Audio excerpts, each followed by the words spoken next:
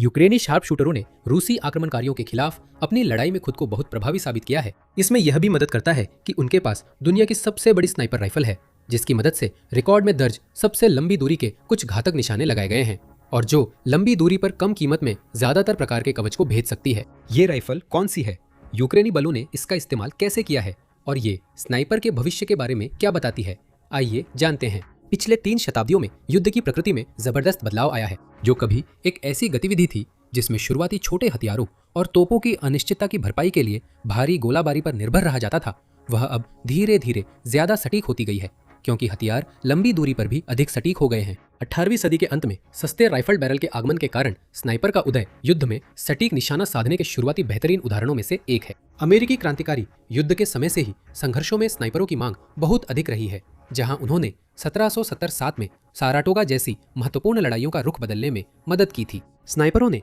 पहली बार युद्ध के मैदान पर अपनी प्रभावशीलता व्यक्तिगत दुश्मनों के खिलाफ साबित की, खासकर अधिकारियों के खिलाफ, जिन्हें उनके भव्य वर्दी के कारण निशाना बनाना आसान था। 19वीं सदी के अंत तक छोटे हथियारों की बढ़ी हुई रेंज और सटीकता ने अधिकारियों को ज्यादा सादी वर्दी पहनने के लिए मजबूर कर दिया। व्यक्तिगत दुश्मनों के खिलाफ अपनी उपयोगिता साबित करने के बाद स्नाइपरों ने और भी बड़े हथियारों का इस्तेमाल करना शुरू कर दिया, जिनमें विशेष उद्देश्य के भारी मशीन गन राउंड लोड किए जाते थे, ताकि वे दुश्मन के वाहनों जैसे सप्लाई ट्रक या यहाँ तक कि टैंक को भी निशाना बना सके। हालांकि द्वितीय विश्व युद्ध में टैंक का कवच इतनी मजबूत हो गई थी कि ये हथियार उसे नुकसान नहीं पहुंचा सकते थे, लेकिन एंटी मटेरियल राइफलें अभी भी कई अन्य लक्ष्यों के खिलाफ प्रभावी हैं। इन राइफलों के आगमन के कारण स्नाइपर अब केवल पैदल चलने वाले लोगों के लिए ही नहीं, बल्कि बख्तरबंद कर्मी वाहनों जैसे वाहनों के अंदर बैठे लोगों के लिए भी खतरा बन गया। बल गुड़क के रूप में स्नाइपर की प्रभावशीलता लगातार बढ़ती रही। हालांकि शार्प शूटरों के पास अभी भी अक्सर ऐसे हथियारों की कमी थी जो उनकी सभी जरूरतों को पूरा कर सके। प्रारंभिक स्नाइपर आमतौर पर शिकारी होते थे, जिन्हें उनके अनुभव के कारण उनकी भूमिकाओं के लिए चुना जाता था। यही कारण है कि अधिकांश स्नाइपर राइफलें यहाँ तक कि 1970 के दशक तक भी शिकार की राइफलों को बदलकर बनाई गई थी। लेकिन ऐसी स्थिति ने उस प्रकार के गोला बारूद के विकास को सीमित कर दिया जिसका वे उपयोग कर सकते थे।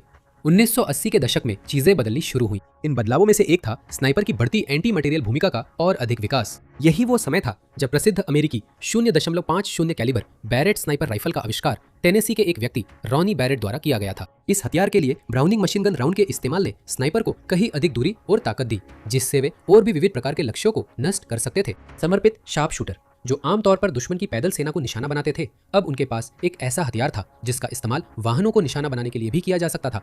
इसी समय स्नाइपर्स की भर्ती और प्रशिक्षण की विधियां भी बदलने लगी। आधुनिक सेनाओं में आमतौर पर स्नाइपर का प्रशिक्षण 1 साल या उससे अधिक समय लेता है और यूक्रेन भी कभी इसमें कोई अपवाद नहीं था। हालांकि क्योंकि मोर्चे पर उनकी बहुत ज्यादा जरूरत है, यूक्रेन के स्नाइपर स्कूलों ने उम्मीदवारों को एक त्वरित कोर्स देना शुरू कर दिया है, जिसे कुछ ही हफ्तों में पूरा किया जा सकता है। यूक्रेन में युद्ध ने साबित कर दिया है कि इस सटीक तोपखाने और ड्रोन निगरानी के युग में स्नाइपर्स को ऐसे हथियारों की जरूरत है जो बढ़ती हुई लंबी दूरी पर भी सटीक हों, ताकि वे प्रभावी रह सके और अपनी सुरक्षा सुनिश्चित कर सके। यूक्रेन के लिए सौभाग्य की बात है कि उसके शस्त्रागार में एक हथियार स्निपेक्स एलिगेटर है और ये दुनिया की सबसे लंबी स्नाइपर राइफल है, जिसकी लंबाई पूरी तरह से असेंबल होने पर 6 फीट 6 इंच है। विशेषज्ञों ने इस हथियार को ऐसा बताया है कि इसके सामने पहले की एंटी मटेरियल राइफल्स जैसे M107 बैरेट भी खिलौने जैसी लगती है। इस हथियार की खासियतें क्या है, चलिए गहराई से जानते हैं। स्निपेक्स एलिगेटर एक घरेलू रूप से निर्मित राइफल है जिसने जून 2020 में अपनी शुरुआत की थी। इस राइफल का निर्माण जेडो नामक कंपनी द्वारा किया जाता है, जिसकी स्थापना 1991 में खार्किव यूक्रेन में हुई थी। कंपनी ने इसके बाद अंतरराष्ट्रीय स्तर पर विस्तार किया है और अब इसका मुख्यालय जर्मनी और नीदरलैंड्स में भी है। ये एक नैनो टेक्नोलॉजी आधारित केमिकल कंपनी है जो सिरेमिक्स, लुब्रिकेंट्स, ऑयल और फ्यूल एडिटिव्स में विशेषज्ञता रखती है और हथियारों का भी निर्माण करती है। जाडो एक अनुभवी निर्माता है जिसकी कंपनी प्रोडक्ट लाइन में 1600 से अधिक आइटम्स है। इनमें से 2 है एंटी मटेरियल एलिगेटर और टी-रेक्स राइफल्स। एलिगेटर की बैरल की लंबाई 47 इंच है, जो लंबी दूरी पर निशाना साधने के लिए बनाई गई एक सामान्य शिकार राइफल की लंबाई से दोगुनी से भी ज्यादा है। यहाँ तक कि बैरेट M107 की बैरल भी तुलना में छोटी है, जिसकी लंबाई 27 इंच है। इस राइफल का द्रव्यमान 25 किलोग्राम है, वजन 55 पाउंड है और इसे 14.5 by 114 millimetre anti material round के लिए चैम्बर किया गया है। यह राउंड, जिसका द्रव्यमान 59 से 66 ग्राम के बीच है और वजन लगभग 2.2 औंस है, द्वितीय विश्व युद्ध के दौरान सोवियत संघ में बना था। वहां इसका इस्तेमाल KPV हेवी मशीन गन के लिए गोला बारूद के रूप में और PTRS-41 और PTRD-41 जैसी एंटी टैंक राइफलों में किया गया था। ये वे हथियार है जिनका आज यूक्रेन संघर्ष में भी कुछ हद तक इस्तेमाल हुआ है। द्वितीय विश्व युद्ध के बाद से इस राउंड का अंतरराष्ट्रीय स्तर पर अन्य एंटी मटेरियल राइफलों, एंटी एयरक्राफ्ट गनों और बख्तरबंद कर्मी वाहनों पर लगी मशीन गनों में इस्तेमाल किया गया है। मिलीमीटर राउंड कई अलग अलग प्रकारों में आता है, जैसे ट्रेसर, आर्मर पियर्सिंग, इंसेंडियरी और हाई एक्सप्लोसिव इंसेंडियरी। एलिगेटर की प्रभावी रेंज 2 किलोमीटर है, लेकिन इसकी अधिकतम रेंज 7 किलोमीटर है। इसे और अधिक सटीक बनाने के लिए जाडो ने इसे एक बोल्ट एक्शन राइफल के रूप में डिजाइन किया। इससे हथियार का झुकाव कम हो जाता है, जो इस आकार के राउंड के लिए महत्वपूर्ण होता अगर ये सेमी ऑटोमेटिक मोड में फायर कर रही होती। एलिगेटर का रिसीवर स्टील से बना है और इसके बोल्ट गाइड्स क्रोम प्लेटेड है, जिससे बार बार फायरिंग के कारण बैरल में गंदगी और मैल का जमाव कम हो जाता है। राइफल के साथ एक डिटैचेबल बॉक्स मैगजीन आती है, जिसमें 5 राउंड रखे जा सकते हैं। मजल वेलोसिटी लगभग 1000 मीटर प्रति सेकंड है, जो लगभग मैक 3 के बराबर है। एक प्रशिक्षित शूटर 1 मिनट में 12 राउंड फायर कर सकता है। एलिगेटर का इस्तेमाल गतिशील और स्थिर दोनों लक्ष्यों पर हमला करने के लिए किया जा सकता है। एलिगेटर का डिजाइन इस तरह से बनाया गया है कि ये इसके राउंड के भारी रिकॉइल को कई तरीकों से संतुलित करता है। सबसे पहले इसका भारी वजन ऊर्जा का अधिकांश हिस्सा सोख लेता है और हथियार को स्थिर रखता है, जिससे ऑपरेटर को इसका पूरा असर महसूस नहीं होता। दूसरा, इसमें एक रिकॉइल आइसोलेटिंग बटस्टॉक और 4 या 5 बाफल वाला मजल ब्रेक दिया गया है। तीसरा, कंधे की स्टॉक में पैडिंग दी गई है ताकि ऑपरेटर पर पड़ने वाले असर को कम किया जा सके। हालांकि विशेषज्ञों का मानना है कि यह उपाय खुद रिकॉइल को कम करने में शायद ही प्रभावी है। राइफल में एक ऊंचाई समायोजक गार्ड टेकने की जगह है, जिसे दाएं या बाएं किसी भी तरफ लगाया जा सकता है। इसमें एक कैरिंग हैंडल भी दिया गया है, जिसे ऑपरेटर द्वारा साइलेंसर लगाए जाने पर बदला जा सकता है। इस हथियार को लंबी दूरी तक ले जाने में सुविधा के लिए एलिगेटर की बैरल को मुख्य बॉडी से जल्दी से अलग किया जा सकता है। इसके बाद राइफल और बैरल को एक साथ एक कॉम्पैक्ट ट्रांसपोर्ट केस में रखा जा सकता है। इसकी सटीकता बढ़ाने के लिए एलिगेटर को विभिन्न निशाना साधने वाले उपकरणों के साथ लैस किया जा सकता है और इसमें एक फ्लोटिंग बैरल है जो रिकॉइल के दौरान स्वाभाविक रूप से हिलती है। राइफल के साथ एक फोल्डिंग 4 पोजीशन एडजस्टेबल बाइपॉड और पीछे की ओर एडजस्टेबल मोनोपॉड भी आते हैं, ताकि फायरिंग के समय इसे और अधिक स्थिर किया जा सके। एलिगेटर का एक छोटा भाई भी है, स्नाइपेक्स टी-रेक्स राइफल, जो मूल रूप से वही उपकरण है, लेकिन यह बुलपअप कॉन्फ़िगरेशन में है, जिसमें डिटैचेबल मैगजीन नहीं है, यानी इसमें एक बार में केवल एक ही राउंड रखा जा सकता है। एलिगेटर और टी-रेक्स दोनों राइफल्स को सेराकोट नामक एक विशेष पेंट से कोट किया गया है। हालांकि यह मामूली लग सकता है, लेकिन ये उनकी मजबूती के लिए एक महत्वपूर्ण गुण है। सेराकोट एक सिरेमिक पेंट कोटिंग है जो मौसम के प्रभावों से बेहतर सुरक्षा प्रदान करती है। सेराकोट से कोट की गई आग्नेय अस्त्रों में घिसावट के कम लक्षण दिखाई देते हैं, क्योंकि वे जंग और घर्षण के प्रति अधिक प्रतिरोधी हो जाते हैं। सेराकोट हथियार को ऐसे रसायनों से भी बेहतर सुरक्षा प्रदान करता है जो उसकी गुणवत्ता को खराब कर सकते हैं, यानी इसे मरम्मत और बदलने की आवश्यकता से पहले ज्यादा समय तक और कठिन परिस्थितियों में इस्तेमाल किया जा सकता है। सेराकोट के आने से पहले आग्नेय अस्त्रों को संक्षारक पदार्थों और मौसम से बचाने के लिए स्टेनलेस और ब्ल्यूड स्टील फिनिश का इस्तेमाल किया जाता था। हालांकि इससे कई तरह से मदद मिली, लेकिन यह सामग्री गीली परिस्थितियों में ज्यादा टिकाऊ नहीं थी, जो कि अग्रिम मोर्चे की तैनाती में आम होती है। इन हथियारों को पानी से बचाने के लिए पारंपरिक रूप से जल प्रतिरोधी तेल की आवश्यकता होती थी। सेराकोट वही समस्याएं हल करता है जो स्टेनलेस और ब्ल्यूड स्टील फिनिश करते थे, साथ ही ये पानी से भी सुरक्षा प्रदान करता है। सेराकोट कोटिंग को अलग अलग रंगों में फिनिश किया जा सकता है, जिससे राइफल को छुपाना आसान हो जाता है, जो किसी भी स्नाइपर की सफलता के लिए एक महत्वपूर्ण कारक है। हालांकि सेराकोट कोटिंग अपने आप नहीं की जा सकती, इसे लगाने के लिए एक प्रशिक्षित गनस्मिथ की जरूरत होती है। इसलिए यूक्रेन के गनस्मिथ्स संभवतः मिशन की जरूरत के अनुसार सैनिकों के इस्तेमाल के लिए एलिगेटर पर सेराकोट कोटिंग कर रहे हैं। जनवरी 2021 में यूक्रेन के रक्षा मंत्रालय ने घोषणा की कि संतोषजनक परीक्षण परिणामों के आधार पर वह एलिगेटर को सेवा में शामिल करेगा। इसने दावा किया कि एलिगेटर ने ऐसी मिशन पूरी करने की क्षमता दिखाई है जो मौजूदा स्नाइपर राइफलें नहीं कर सकती, और साथ ही रिकॉइल को भी स्वीकार्य स्तर पर नियंत्रित किया। उस वर्ष मार्च में इन राइफलों का इस्तेमाल शुरू किया गया।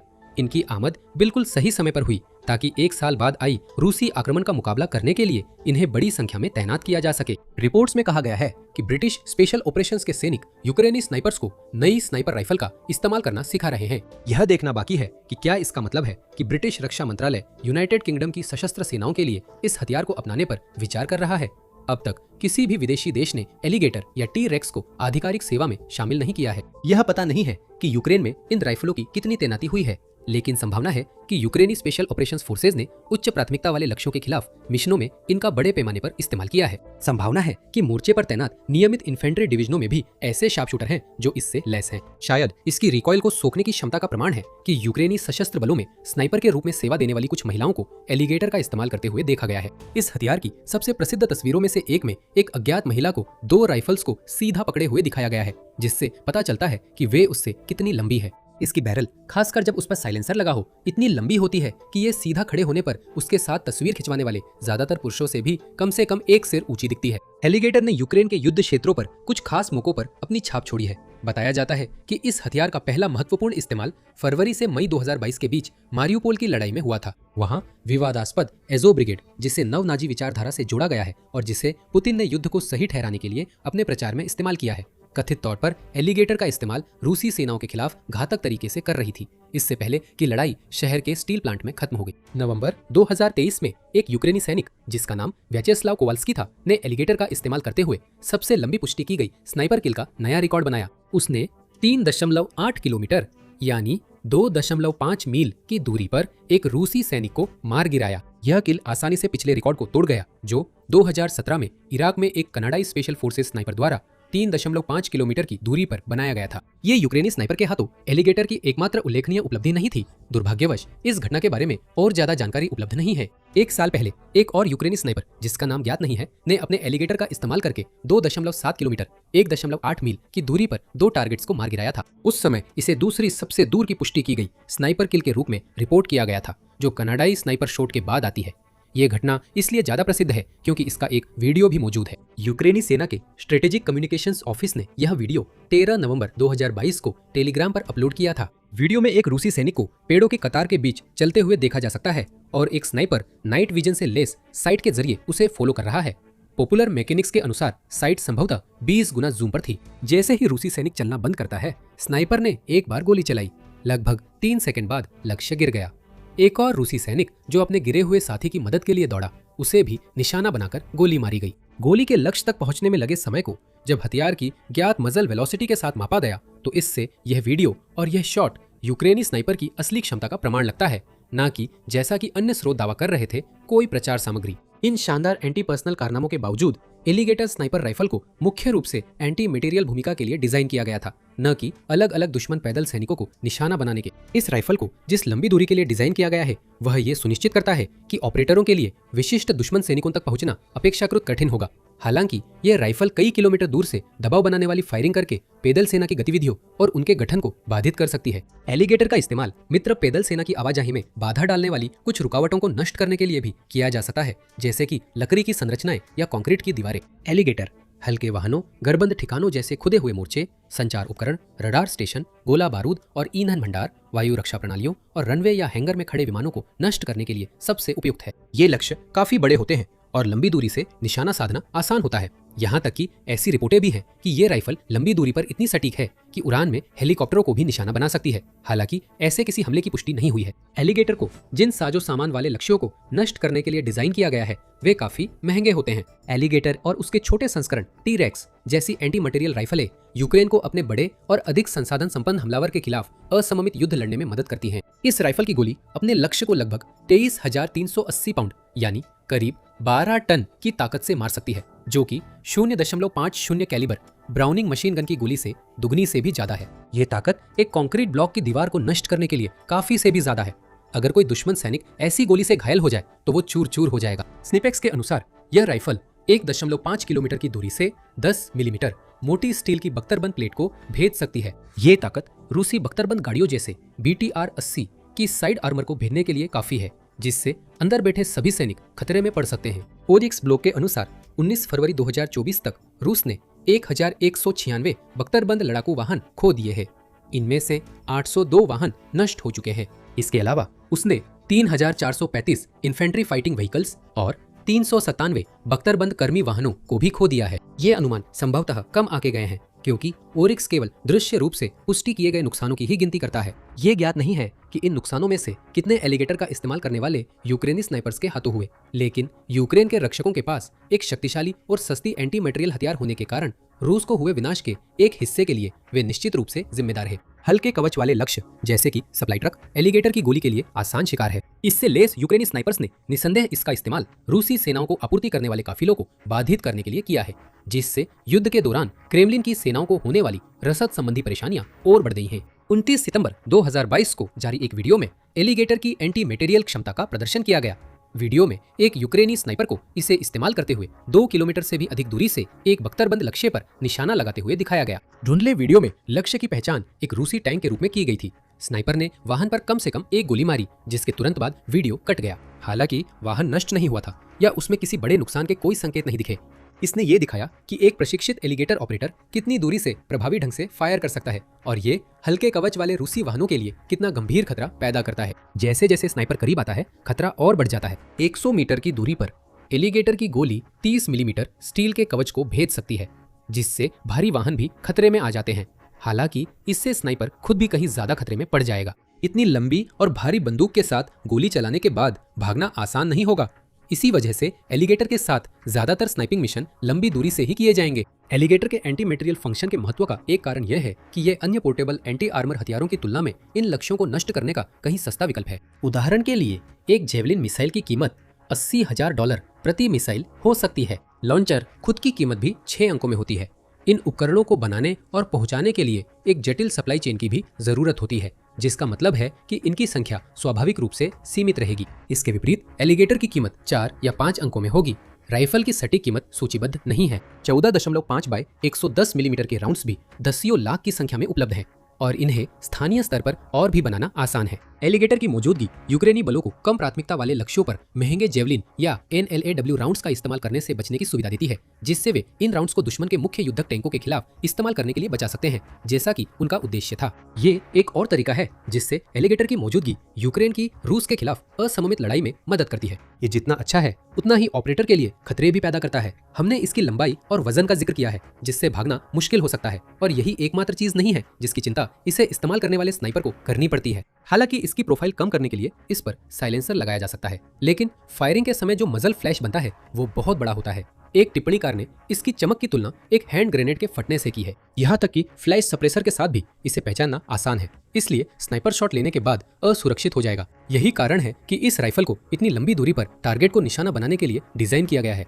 इतनी दूरी ही स्नाइपर के लिए सुरक्षा का अच्छा स्तर सुनिश्चित करने के कुछ ही तरीकों में से एक है। हालांकि यह उल्लेखनीय है कि 2021 में यूक्रेनी सेना द्वारा जारी एक प्रशिक्षण वीडियो में जब इस हथियार पर साइलेंसर लगाया गया था, तब इसकी फ्लैश प्रोफाइल काफी कम थी। युद्ध के मैदान पर एलिगेटर और टी-रेक्स की मौजूदगी दिखाती है कि स्नाइपर की भूमिका लगातार बदल रही है। दूरी बढ़ती जा रही है और पिछले दशक में सबसे लंबी दूरी से स्नाइपर किल का रिकॉर्ड बार बार बदलता रहा है। एंटी मटेरियल स्नाइपर्स ने भी आधुनिक बराबरी की या लगभग बराबरी की ताकतों के बीच के संघर्षों में अपनी अहमियत साबित की है। ऐसी परिस्थितियों में प्रिसीजन मिसाइलें, तोप के गोले और रॉकेट आधारित एंटी टैंक या एंटी एयरक्राफ्ट गोला बारूद बहुत तेजी से खत्म हो जाते हैं, जिससे संघर्ष में दोनों पक्षों को कमी का सामना करना पड़ता है। इसलिए उपयोगकर्ताओं को अपने उन्नत प्रिसीजन गोला बारूद के इस्तेमाल के तरीके को लेकर सतर्क रहना होगा। इस हकीकत के जवाब में पुराने तरीकों की ओर रुख किया गया है। कई और मामलों में भी पुराना ही नया है। उदाहरण के लिए यूक्रेनी बलों ने ईरानी शाहेद ड्रोन को गिराने के लिए पुराने ढंग की विमान भेदी तोपों का इस्तेमाल किया है, क्योंकि ऐसा करने के लिए उन्नत मिसाइलों का इस्तेमाल करना संसाधनों का अलाभकारी उपयोग है। एलिगेटर जमीन पर मौजूद लक्ष्यों के खिलाफ भी यही सिद्धांत दिखाता है। स्नाइपर हमेशा दुश्मन के जवानों के लिए खतरा रहेगा, खासकर उन महत्वपूर्ण लक्ष्यों के लिए जो सतर्क नहीं है। हालांकि एंटी मटेरियल भूमिका में 21वीं सदी के उत्तरार्ध के स्नाइपरों का सबसे प्रभावी उपयोग देखने को मिल सकता है। क्या भविष्य के स्नाइपर जो एलिगेटर जैसे हथियारों से लैस होंगे, दुश्मन के लगातार महंगे होते उपकरणों के लिए कम कीमत में बड़ा खतरा साबित होंगे? जब यूक्रेनी सेना को पहली बार जुलाई 2022 में FV-103 स्पार्टन बख्तरबंद कर्मी वाहक मिले, तो ये कोई ऐसी खबर नहीं थी जिसने पूरी दुनिया का ध्यान खींचा हो। असल में ज्यादातर सैन्य विश्लेषकों ने सहमति जताई कि इन वाहनों का युद्ध के मैदान पर ज्यादा असर नहीं पड़ेगा। आखिरकार उस समय भी ये आधुनिक इन्फेंट्री फाइटिंग व्हीकल से काफी पीछे थे और ब्रिटेन ने खुद इन्हें 15 साल से भी पहले रिटायर कर दिया था। यूक्रेन इस वाहन का इस्तेमाल करने वाला 7वां देश बन गया, जबकि लातविया एकमात्र अन्य यूरोपीय देश है जिसके पास ये अभी भी हैं। रूसी आधुनिक सैन्य उपकरणों की तुलना में स्पार्टन बहुत मामूली और अपर्याप्त लगते हैं। फिर भी युद्ध के 3.5 साल बाद युद्ध के मैदान पर स्पार्टन की संख्या 35 से बढ़कर लगभग 200 हो गई और उस संख्या में से open source intelligence monitoring company Oryx के अनुसार केवल लगभग 35 ही खोए गए हैं। लगभग 82.5% की सर्वाइवल रेट कुछ सबसे सफल पश्चिमी और यूक्रेनी सिस्टम्स के बराबर है। यह सुझाव देता है कि ये साधारण वाहन दिखने से कहीं ज्यादा हैं। तो चलिए देखते हैं कि यूक्रेन ने यूके के कबाड़ खाने के लिए बने वाहनों को कैसे बदलकर ऐसे फ्रंट लाइन मॉन्स्टर्स बना दिया जो रूस के एडवांस्ड टैंकों से टक्कर ले सकते हैं। अब चलिए असली स्पेसिफिकेशन से शुरू करते हैं। ये क्या दर्शाते हैं और क्यों इन्होंने स्पार्टन्स को लगभग बेकार बना दिया था। FV-103 स्पार्टन को 1970 के दशक में ब्रिटेन के कॉम्बैट व्हीकल रिकॉनेसेंस ट्रैक्ट यानी CVRT परिवार के हिस्से के रूप में विकसित किया गया था। डिजाइन की सोच बहुत सरल थी। एक तेज वाहन बनाना था जो विशेष टीमों जैसे कि विमान रोधी दल या टोही इकाइयों को युद्ध के मैदान में भारी टैंकों की गति के साथ ले जा सके। इस लक्ष्य को हासिल करने के लिए ब्रिटिश इंजीनियरों ने पारंपरिक इन्फेंट्री करियर से जितना संभव हो सके उतना वजन कम करने की पूरी कोशिश की। हुल को स्टील की बजाय वेल्डेड एल्यूमिनियम अलॉय से बनाया गया था जो फ्रंटल आर्क पर अधिकतम सिर्फ 60 मिलीमीटर मोटा था। ये लगभग 200 मीटर की दूरी से 14.5 मिमी की गोलियों और शराब नेल से सुरक्षा देता था, लेकिन इससे ज्यादा नहीं। किसी भी आधुनिक एंटी टैंक हथियार की सीधी मार सीधे आर पार निकल जाती। वाहन का 195 हॉर्स पावर वाला जैगवार इंजन इसे खुले रास्ते पर 60 मील प्रति घंटे की रफ्तार तक ले जा सकता था, वो भी तभी जब इसमें बहुत कम सामान हो। दूसरी तरफ वजन और पावर के अनुपात का मतलब था कि ये 60 डिग्री की चढ़ाई भी चढ़ सकता था। स्क्वाड कंपार्टमेंट में सिर्फ 4 सैनिक बैठ सकते थे। इसमें 3 चालक दल के सदस्य शामिल नहीं थे। इसमें पीछे के दरवाजे या छत के हैच से पहुंचा जा सकता था। वाहन का शस्त्र एक कमांडर के कपोला में लगी 7.62 मिलीमीटर की L-37A एक मशीन गन थी। यह पैदल सेना के खिलाफ आत्मरक्षा के लिए पर्याप्त था, लेकिन बख्तरबंद लक्ष्यों के खिलाफ, यहां तक कि दूसरे स्पार्टन के खिलाफ भी पूरी तरह बेकार था। कमजोर कवच और केवल सीमित संचालन क्षमताओं के कारण स्पार्टन का वास्तव में कभी भी असली युद्ध में इस्तेमाल नहीं किया गया, बल्कि ये यूके सेना के लिए सहायक परिवहन वाहन के रूप में इस्तेमाल होता रहा। यहां तक कि तब भी पारंपरिक इन्फेंट्री फाइटिंग व्हीकल्स के हथियारों में लगातार हो रहे सुधारों का मतलब था कि टैंक तेजी से उस स्थिति के करीब पहुंच रहा था जहां उसे ऐसे ही सहायक वाहनों द्वारा गिरा दिया जाता। इससे यूके ने स्पार्टन को अधिक सक्षम पैंथर कमांड और लियाजॉन वाहनों से बदल दिया। ब्रिटिश सेवा में अंतिम स्पार्टनों को 2009 तक हटा लिया गया था। संदर्भ के लिए स्पार्टन की तुलना यूक्रेन के मौजूदा सोवियत युग के उपकरणों और पश्चिमी विकल्पों से करें। PTR-3 यूक्रेन का मानक स्वदेश में निर्मित APC, इसका वजन 16.4 टन है और ये 3 से 6 सैनिकों को ले जा सकता है, जबकि इसमें 30 मिलीमीटर की स्वचालित तोप लगी होती है। अमेरिकी M113, जिसे यूक्रेन भी इस्तेमाल करता है, 14 टन वजनी है और 11 सैनिकों को ले जाता है। M2 ब्रैडली, जिसे यूक्रेन बेहद चाहता था, 27 टन वजनी है। इसमें 6 सैनिक और चालक दल बैठ सकते हैं और इसमें 25 मिलीमीटर की तोप लगी होती है। ऑटो कैनन के साथ साथ TOW यानी tube launch optically tracked wire guided anti tank मिसाइलें, जिनमें उन्नत थर्मल साइट्स लगी होती हैं। इन मानकों के मुकाबले स्पार्टन बहुत ही कमजोर दिखता है। फिर भी जब यूके ने 2022 में 35 स्पार्टन भेजने का वादा किया और फिर उस वादे को बढ़ाकर 120 से ज्यादा कर दिया, यूक्रेन ने इसे आभार के साथ स्वीकार किया। जब सेरही प्रीतुला चैरिटी फाउंडेशन ने नवंबर 2022 में यूके के निजी विक्रेताओं से 60 अतिरिक्त स्पार्टन खरीदने के लिए सिर्फ 36 घंटों में $6.5 मिलियन की क्राउड फंडिंग की, यूक्रेनी सैनिकों ने जश्न मनाया जब यूक्रेनी वर्ल्ड कांग्रेस ने यूनाइट विद यूक्रेन पहल के तहत 13 और स्पार्टन हासिल किए। फ्रंट लाइन यूनिट्स उनके लिए आपस में प्रतिस्पर्धा करने लगी। जश्न इसलिए था क्योंकि यूक्रेनी सेनाओं ने वो चीज देखी जो पश्चिमी विश्लेषकों से छूट गई थी। ड्रोन, तोपखाने और लगातार निगरानी से भरे युद्ध में स्पार्टन्स की जो कमजोरियां दिख रही थीं, वे असल में उनकी छुपी हुई ताकतें थीं। यूक्रेनी दलों ने स्पार्टन को अग्रिम मोर्चे की इन्फेंट्री फाइटिंग व्हीकल के रूप में इस्तेमाल करने की कोशिश भी नहीं की, वो तो आत्महत्या जैसा होता। इसके बजाय उन्होंने इसे एक हाई स्पीड बख्तरबंद टैक्सी में बदल दिया, जिसे सबसे खतरनाक हालात में तेजी से सैनिकों को लाने ले जाने के मिशनों के लिए तैयार किया गया। एक यूक्रेनी सैनिक ने ऑपरेशनल कॉन्सेप्ट को इस तरह समझाया: चुपचाप अंदर जाओ, चुपचाप काम पूरा करो, चुपचाप असॉल्ट टीम को उतारो, अंदर जाओ, अपने लोगों को बाहर निकालो। ये उस समय वाहन के मूल डिजाइन के दौरान नेटो के मशीनीकृत युद्ध के सिद्धांत से बिल्कुल अलग था, जहां इन्फेंट्री फाइटिंग व्हीकल्स टैंकों के साथ साथ आगे बढ़ते हैं और ऑटो कैनन से दुश्मन की पोजीशन को दबाते हैं। यूक्रेनी सेवा में एक सामान्य स्पार्टन मिशन इस तरह काम करता है। वाहन पेड़ों की कतार या किसी भूभाग के पीछे छुपा रहता है और अपनी थर्मल और इलेक्ट्रोमैग्नेटिक पहचान को कम करने के लिए इंजन बंद रखता है। यूक्रेनी एफपीवी ड्रोन आगे के रास्ते की टो लेते हैं, रूसी निगरानी चौकियों, तोपखाने की पोजीशनों और ड्रोन ऑपरेटरों की पहचान करते हैं। जब मिशन कमांडर तय करता है कि रास्ता साफ है, तो स्पार्टन के चालक दल इंजन चालू करते हैं और खुले इलाके में वाहन को तेजी से दौड़ाते हैं। लक्ष्य है रफ्तार और दुश्मन को चौंका देना। 60 मील प्रति घंटे की रफ्तार से वाहन लगभग 1 मील प्रति मिनट तय कर सकता है, जिससे रूसी बलों के इसे देखने का समय बहुत कम हो जाता है। लक्ष्य निर्धारण, डेटा भेजना और जवाबी हमले शुरू करना। छोटा आकार, जो पहले कमजोरी लगता था, अब एक फायदा बन गया। स्पार्टन अपने वर्ग के सबसे सकरे और सबसे छोटे वाहनों में से एक है, जिसकी लंबाई 17 फीट से कम और चौड़ाई 8 फीट 2 इंच है। इसका मतलब है कि ये उन जगहों पर छुप सकता है जहां बड़े वाहन जैसे BTR-3 या ब्रैडली आसानी से दिख जाते। लगभग 9 फीट से थोड़ी कम ऊंचाई वाली इसकी कम प्रोफाइल इसे रूसी ड्रोन के लिए पहचानना और ट्रैक करना मुश्किल बना देती है, खासकर जब ये जटिल इलाके में तेजी से चलता है। जब यूक्रेनी बलों को बाखमुत के पास खुले इलाकों से घायल सैनिकों को निकालना पड़ा, तो स्पार्टन बहुत ही अमूल्य साबित हुए। तुलनात्मक रूप से कम क्षमता के कारण यूक्रेनियन सैनिकों को अक्सर उनकी चोटों की गंभीरता के अनुसार वाहन के अंदरूनी हिस्से में ठूस कर बैठाना पड़ता था। कुछ निकासी अभियानों ने यूक्रेनी इकाइयों के बीच किंवदंती का रूप ले लिया, जिनमें 1 दर्जन से अधिक सैनिकों को ठूस दिया गया। एक चालक दल के सदस्य ने बताया कि वापसी के रास्ते में अंदर कोई गियर नहीं होता, इसलिए आप उन्हें टेट्रिस की तरह भर देते हैं। ये स्पार्टन की 7 लोगों की निर्धारित क्षमता से कहीं अधिक है। लेकिन आपातकालीन निकासी में यूक्रेनी चालक दल विनिर्देशों का पालन करने की बजाय जीवन बचाने को प्राथमिकता देते हैं। वाहन का हल्का वजन भी एक महत्वपूर्ण लाभ देता है, जिसे पश्चिमी विश्लेषकों ने लगातार कम आंका है, और वो है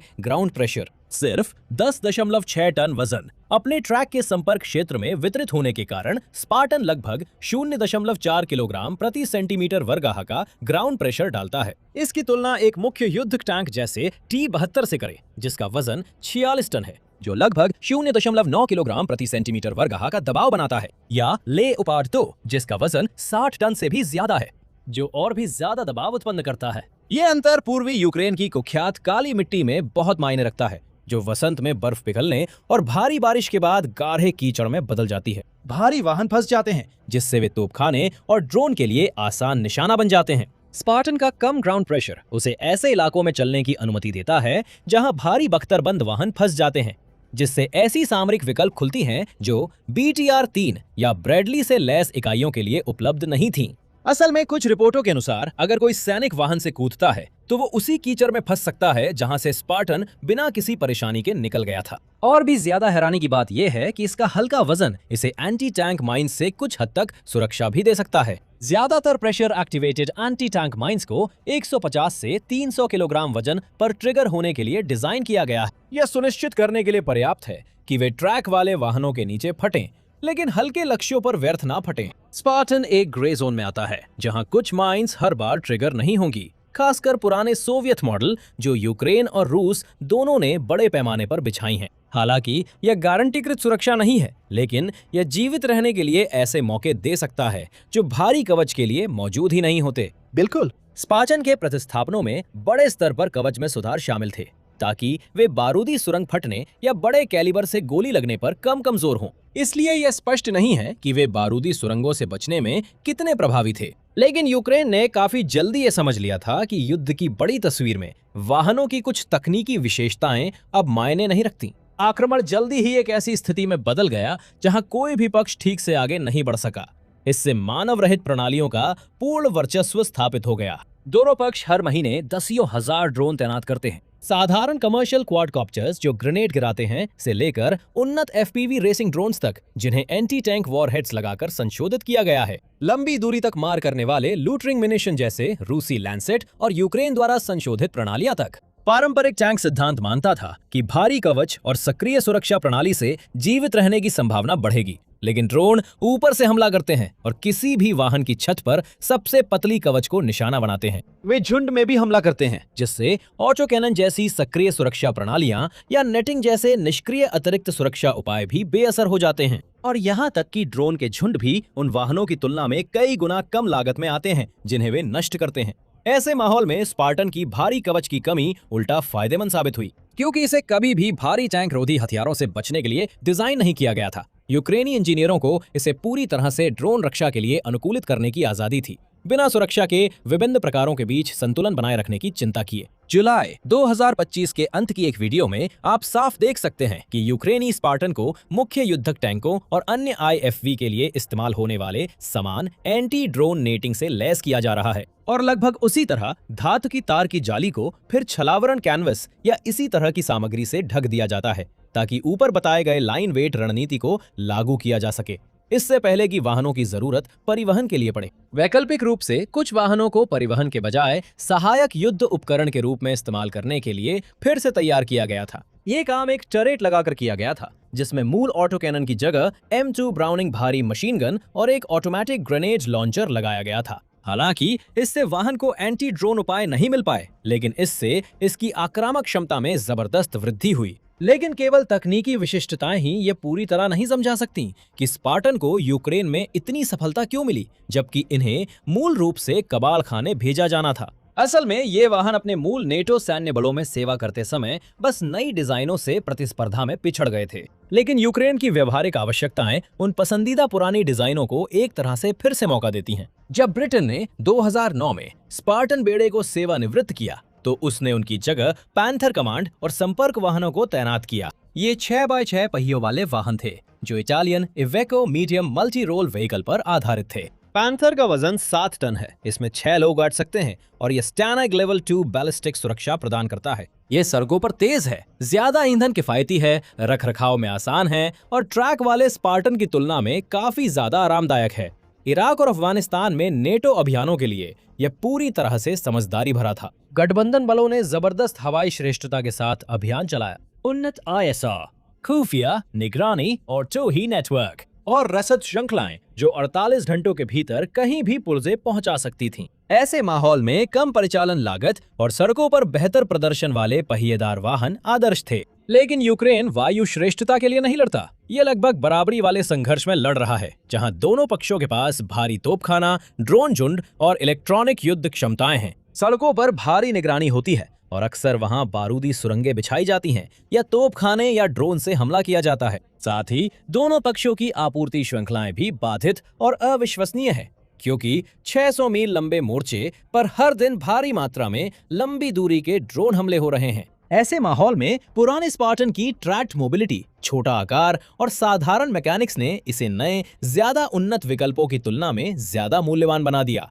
ट्रैक सस्पेंशंस ऊपर खाबड़ जमीन पर चलते समय ज्यादा स्थिर रहता है और वाहन की खड़ी पहाड़ियों पर चढ़ने की क्षमता इसे वास्तव में अमूल्य बना देती है, ठीक उसी तरह के पहाड़ी इलाके में जो खेतों और खाइयों से भरा हुआ है, जैसा कि डॉनबास में यूक्रेन रूस मोर्चे पर देखने को मिलता है। यूक्रेनी सेनाएं एक ऐसी जंग लड़ रही हैं जो द्वितीय विश्व युद्ध के पूर्वी मोर्चे से कहीं ज्यादा मिलती जुलती है, बजाय उन संघर्षों के जिनके लिए नाटो ने तैयारी की थी। इस संदर्भ में संख्या, रखरखाव की सुविधा और सामरिक लचीलापन किसी एक वाहन की क्षमता से कहीं ज्यादा मायने रखते हैं। सिर्फ आंकड़े ही बहुत कुछ बताते हैं, क्योंकि यूक्रेन को विभिन्न माध्यमों से लगभग 200 स्पार्टन वेरिएंट्स मिले हैं। इसे उन अन्य पश्चिमी सिस्टम्स की संख्या से तुलना करें जो उन्हें मिले हैं। लगभग 100 लियोपार्ड 2 वेरिएंट्स 2 A4 से लेकर 2 A6 तक कई नेटो देशों से मिले हैं। संयुक्त राज्य अमेरिका से 31 M1 एब्राम्स टैंक मिले, जिनमें से यूक्रेन ने 27 खो दिए हैं। लगभग 300 M113 वेरिएंट्स, जिनमें से अधिकांश लिथुआनिया द्वारा सोवियत युग के उत्पादन से प्रदान किए गए हैं।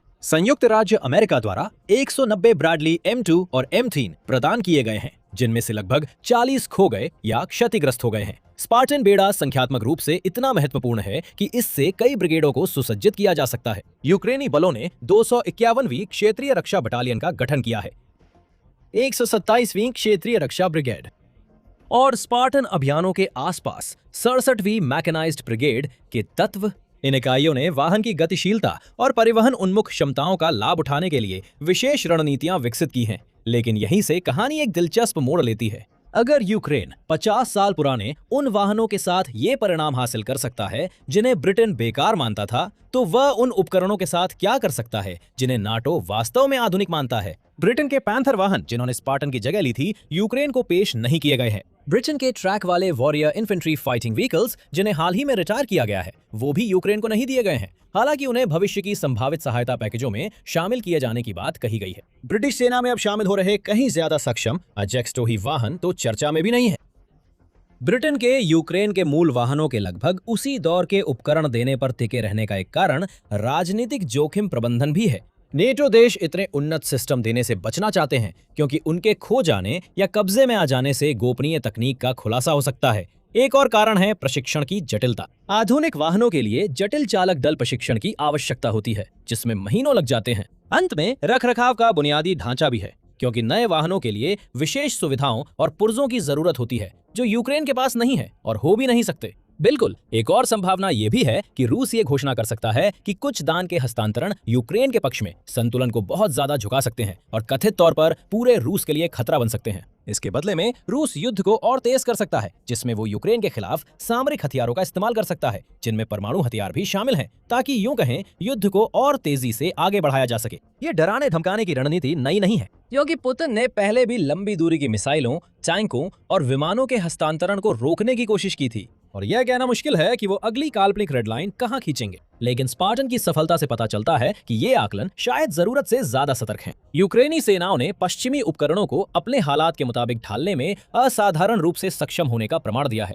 रखरखाव की चुनौतियों के लिए समाधान निकालने और ऐसे तरीके विकसित करने में जो प्लेटफॉर्म की ताकत को अधिकतम करें और कमजोरियों को कम करें। सोचिए, इसका रूस और नाटो के व्यापक सैन्य संतुलन पर क्या असर पड़ेगा। ऑरिक्स की दस्तावेजी दृश्य पुष्टि के अनुसार रूस ने आक्रमण शुरू होने के बाद से 23,000 से अधिक सैन्य उपकरण खो दिए हैं। इसमें लगभग 13,500 बख्तरबंद वाहन शामिल हैं जो नष्ट हो चुके हैं, जिन्हें दशकों से जमा किए गए भंडार से लिया गया था। रूस की वर्तमान उत्पादन क्षमता लगभग 250 T-90M टैंक और प्रतिवर्ष 70 से 100 BMP-3 इन्फेंट्री फाइटिंग व्हीकल्स है, जो प्रतिस्थापन की जरूरतों से काफी कम है। देश को मजबूरन भंडारण से लगातार पुराने उपकरण निकालने पड़ रहे हैं।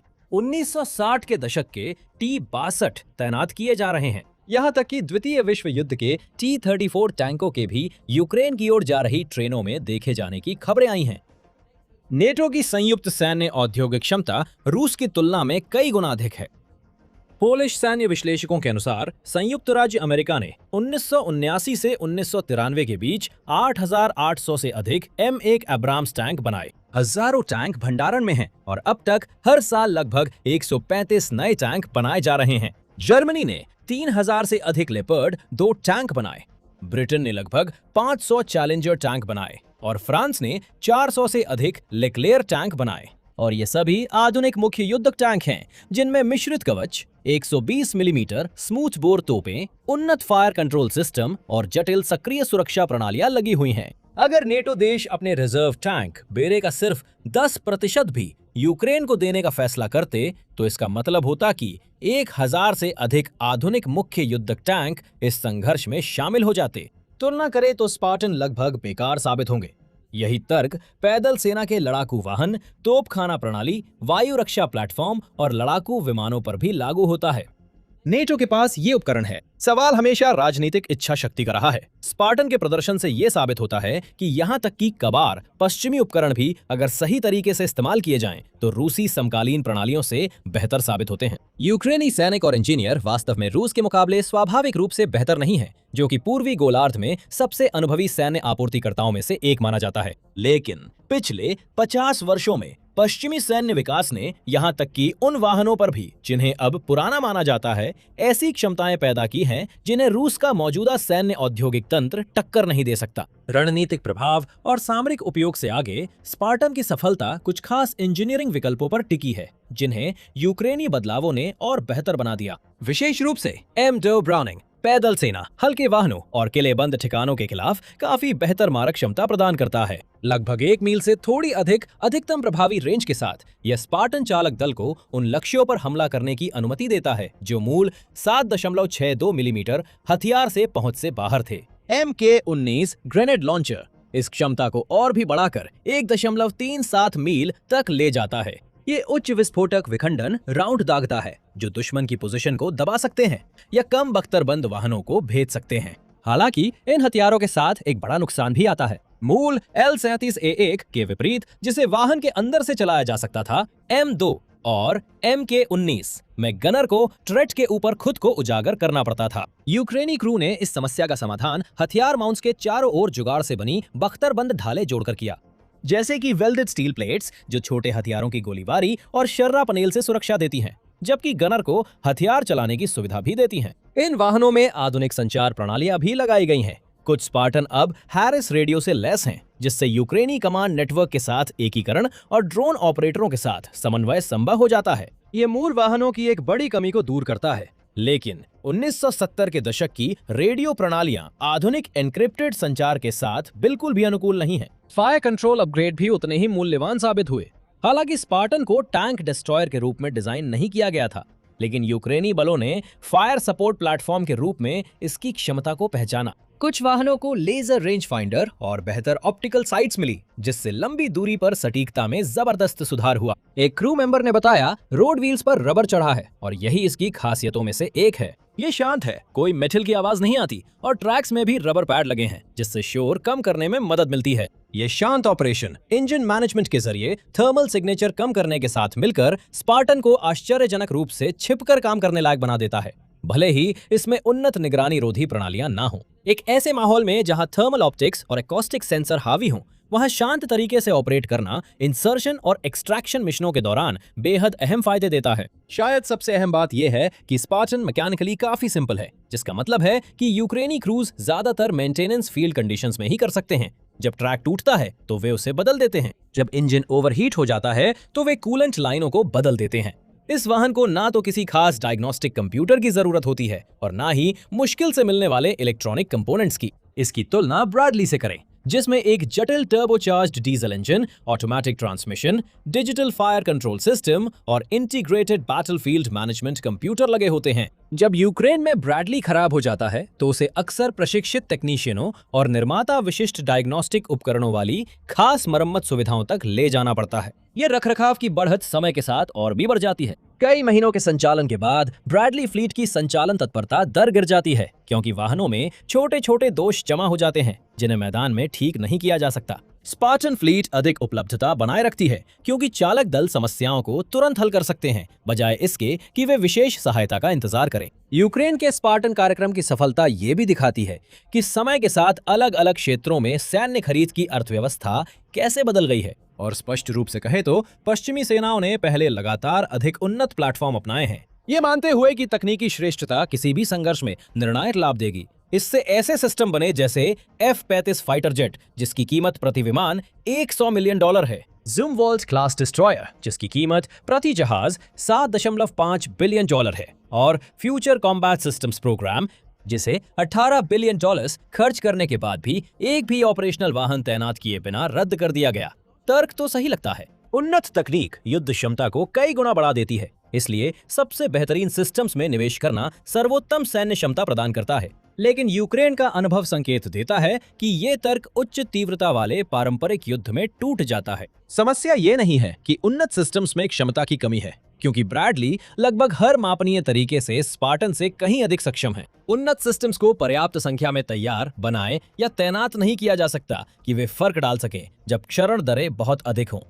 उदाहरण के लिए कुछ साधारण गणित लें। अगर एक ब्रैडली की कीमत $4.35 मिलियन है, जो हाल ही में अमेरिकी सेना के ऑर्डर के लिए अनुमानित यूनिट लागत है, और एक पुनर्निर्मित स्पार्टन की कीमत लगभग $50,000 है, जो कीमत यूक्रेनी चैरिटेबल फाउंडेशनों ने यूके के निजी विक्रेताओं को चुकाई, उस हिसाब से एक ब्रैडली की कीमत में आप 87 स्पार्टन तैनात कर सकते हैं। अब मान लीजिए कि दोनों वाहनों की जीवित रहने की दरें यूक्रेनी परिस्थितियों में लगभग समान है, जो उपलब्ध नुकसान के आंकड़ों के आधार पर लगभग सही प्रतीत होती है। यहाँ तक कि अगर ब्रैडली प्रति वाहन 3 गुना अधिक प्रभावी है, और ये भी ड्रोन से भरे माहौल में बहस का विषय है, स्पार्टन बेरा उसी निवेश में 22 गुना अधिक ऑपरेशनल वाहन उपलब्ध कराता है। ये स्वाभाविक रूप से सस्ते वाहन को अधिक बहुप्रकारी और वास्तविक युद्ध स्थितियों में उपयोगी बनाता है। यूक्रेनी कमांडर स्पार्टन वाहनों को उन खतरनाक मिशनों पर भेज सकते हैं जो सीमित संख्या में उपलब्ध ब्रैडली वाहन के लिए अस्वीकार्य जोखिम होंगे। वे स्पार्टन वाहनों को अग्रिम क्षेत्रों में तैनात कर सकते हैं, जहां तेजी से अतिरिक्त बल पहुंचाना व्यक्तिगत वाहन की क्षमता से अधिक महत्वपूर्ण होता है। यह संकेत देता है कि पश्चिमी सेनाओं ने बेड़े की जीवित रहने की क्षमता, रखरखाव और मात्रा की कीमत पर प्रति प्लेटफॉर्म क्षमता को ज्यादा महत्व दिया है। तकनीकी रूप से कमजोर विरोधियों के खिलाफ काउंटर इंसर्जेंसी अभियानों में ये मायने नहीं रखता था, क्योंकि जब आप न्यूनतम उपकरण या मानव हानि के साथ विरोधी बलों को कुचल सकते हैं, तो सबसे बेहतरीन वाहन रखना वित्तीय लागत के बावजूद भी फायदेमंद था। लेकिन उन्नत हथियारों से लैस लगभग बराबरी के विरोधियों के खिलाफ संख्या और उपलब्धता मामूली क्षमता सुधारों से कहीं ज्यादा मायने रख सकती है। स्पार्टन की कहानी और कई दूसरी कहानियों की तरह इस बात को और मजबूत करती है कि यूक्रेन में युद्ध अत्याधुनिक सैन्य तकनीकों के बीच का संघर्ष नहीं है, जहां मामूली बढ़तें युद्ध का फैसला करती हैं। यह एक क्षरणकारी संघर्ष है, जहां टिकाऊपन, अनुकूलनशीलता और इच्छा शक्ति परिणाम तय करते हैं। ऐसे माहौल में 1978 का पटरियों पर चलने वाला एक एल्यूमिनियम बॉक्स एक फ्रंट लाइन राक्षस बन जाता है, ना तो उन्नत इलेक्ट्रॉनिक्स या आधुनिक हथियारों के कारण, बल्कि समझदारी से इस्तेमाल करने के कारण, तेज अनुकूलन और उन सैनिकों की सूझबूझ जो उन बक्सों को बस याद बनकर रह जाने नहीं देना चाहते। जैसा कि एक यूक्रेनी चालक दल के सदस्य ने कहा, ये चीज किसी और युग में किसी और युद्ध के लिए बनाई गई थी, लेकिन किसी तरह ये इस युद्ध में भी फिट बैठती है, क्योंकि जब मिशन जीवित रहना हो तो भरोसेमंदी चमकदार अपग्रेड से ज्यादा मायने रखती है। यूक्रेन को आसमान पर पकड़ खो देनी थी। हथियारों में कमजोर, संख्या में कम और पुराने सोवियत जेट से लेस उसकी वायुसेना के बारे में उम्मीद की जा रही थी कि रूस के आक्रमण करते ही वह कुछ ही दिनों में ढह जाएगी। इसके बजाय यूक्रेन ने एक चौंकाने वाला उलटफेर किया।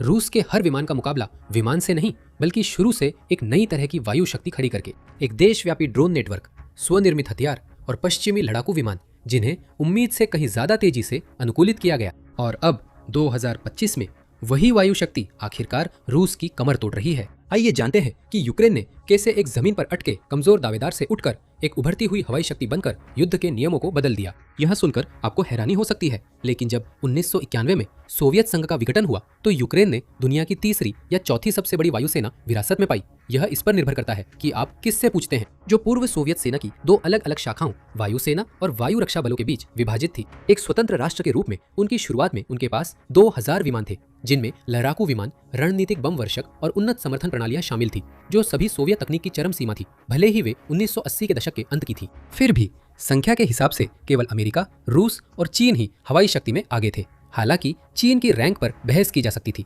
लेकिन कई अन्य सोवियत पश्चात सेनाओं की तरह यूक्रेन की वायुसेना भी दशकों की उपेक्षा, बजट कटौती और जटिल सोवियत युग के उपकरणों को रूसी समर्थन के बिना बनाए रखने की कठिन सच्चाई का शिकार हो गई। 2010 के दशक तक आते आते यूक्रेन ने अपने 60% विमानों को सरेंडर कर दिया, बेच दिया या वापस कर दिया। ये सब देश के बढ़ते कर्ज चुकाने या रूस के साथ गैर आक्रामकता समझौतों को पूरा करने के प्रयास में किया गया था, जिसे बुडापेस्ट मेमोरेंडम के नाम से जाना जाता है, जिसमें सोवियत संघ के विघटन के बाद रूस द्वारा यूक्रेन में छोड़े गए परमाणु हथियारों के बड़े भंडार को भी वापस करना शामिल था। ये वही समझौते थे जिन्हें 2014 तक तोड़ दिया गया। उस समय यूक्रेन के पास अपनी फ्लीट में लगभग 200 लड़ाकू विमान सक्रिय सेवा में थे और उसने उन्हें 1990 के दशक की कॉन्फ़िगरेशन से अपडेट करने में नगण्य प्रगति की थी। यूक्रेन की वायुसेना के नेतृत्व ने जल्दी ही स्वीकार कर लिया कि देश के अधिकांश लड़ाकू विमान 2030 तक अनुपयोगी हो जाएंगे। ये एक गंभीर स्वीकारोक्ति थी, जो उस निराशाजनक स्थिति का संकेत थी जिसका सामना यूक्रेन को तब करना पड़ा जब रूस ने अपना पूर्ण पैमाने पर आक्रमण शुरू किया। यूक्रेन की वायु शक्ति में मौजूदा बदलाव के बीज वास्तव में अधिकांश लोगों की अपेक्षा से कहीं पहले बोए गए थे। जब रूस ने 2014 में क्रीमिया पर कब्जा कर लिया और पूर्वी यूक्रेन में अपना हाइब्रिड युद्ध शुरू किया, तो यूक्रेनी सैन्य नेताओं ने समझ लिया कि वे एक अस्तित्वगत खतरे का सामना कर रहे हैं, जिसके लिए बुनियादी बदलावों की आवश्यकता थी। रूस समर्थित अलगाववादी आंदोलनों को शांत करने के यूक्रेन के प्रयासों के कारण भी उसने एक ही साल में अपनी मौजूदा वायुसेना का लगभग आधा हिस्सा खो दिया, जिससे उसके विमान बेड़े की संख्या घटकर सिर्फ 200 से थोड़ी अधिक रह गई। यह उस समय 21वीं सदी में वायुसेना के उपकरणों की सबसे बड़ी युद्धकालीन क्षतियों में से एक थी। इसके अलावा बाकी बेड़ा या तो क्षतिग्रस्त था या विभिन्न प्रकार की खराब स्थिति में था, जिससे बार बार समीक्षा और बचाए गए हिस्सों से काम करने वाले विमान और हेलीकॉप्टर जोड़ने के प्रयास किए गए। 2014 में रूस के आक्रमण के बाद यूक्रेनी वायुसेना ने जितने संभव हो उतने जेट्स को चालू हालत में लाने के लिए एक तदर्थ प्रयास शुरू किया और वायुसेना के अधिकतम रिजर्विस्ट को बुलाया ताकि यूएएफ को यथासंभव युद्ध के लिए तैयार किया जा सके। और भी महत्वपूर्ण बात यह है कि इस संकट ने यूक्रेन के नाटो प्रशिक्षण तरीकों और पश्चिमी सैन्य सोच की ओर झुकाव की शुरुआत की, जो बाद में युद्ध में उसकी सफलता के लिए आंशिक रूप से जिम्मेदार रही। जब 2020 आया तो यूक्रेन की वायुसेना की सबसे बेहतरीन संपत्ति 2 कम तादाद वाली फाइटर ब्रिगेड थी, जिनमें लगभग 50 SU-27 फ्लैंकर्स शामिल थे, जो अमेरिकी F-15C के बराबर है। 2025 की शुरुआत में माना जाता है कि इनमें से लगभग 30 ऑपरेशनल थे। स्थिति और भी ज्यादा चुनौतीपूर्ण थी जब यह देखा गया कि यूक्रेन के पास कोई नहीं था मुख्य वायु रक्षा क्षमताएं जैसे एयरबॉर्न अर्ली वार्निंग और कंट्रोल, एरियल रिफ्यूलिंग टैंकर, इन सब को नेटवर्क करने के लिए डिजिटल डेटा लिंक टर्मिनल, आधुनिक स्मार्ट गोला बारूद, एयर लॉन्च्ड क्रूज मिसाइलें या टोही और टारगेटिंग पॉड्स। ये सिर्फ पुराने विमानों के होने की बात नहीं थी। यूक्रेन के पास वे पूरी क्षमताएं ही नहीं थी जिन्हें आधुनिक वायु सेनाएं अनिवार्य मानती हैं। आधुनिकीकरण की कमी का कारण एक जटिल विषय है जिसमें युद्ध से पहले की भू राजनीति और अर्थशास्त्र को समझना पड़ता है, लेकिन इसे संक्षेप में कहें तो इसके पीछे कुछ मुख्य कारण थे। पहला, देश का मौजूदा बेड़ा पूरी तरह से सोवियत युग का था और सोवियत तकनीक पर आधारित था, जिसे यूक्रेन में घरेलू रूप से निर्मित नहीं किया गया था, और रूस ने उस देश को और जेट बेचने से इनकार कर दिया था जिसे वह आक्रमण करने की योजना बना रहा था। दूसरा, 2000 के दशक में यूक्रेन का राजनयिक और आर्थिक रिकॉर्ड बहुत खराब था। लगातार सरकारें यूरोप समर्थक और विरोधी रुख के बीच बदलती रहीं।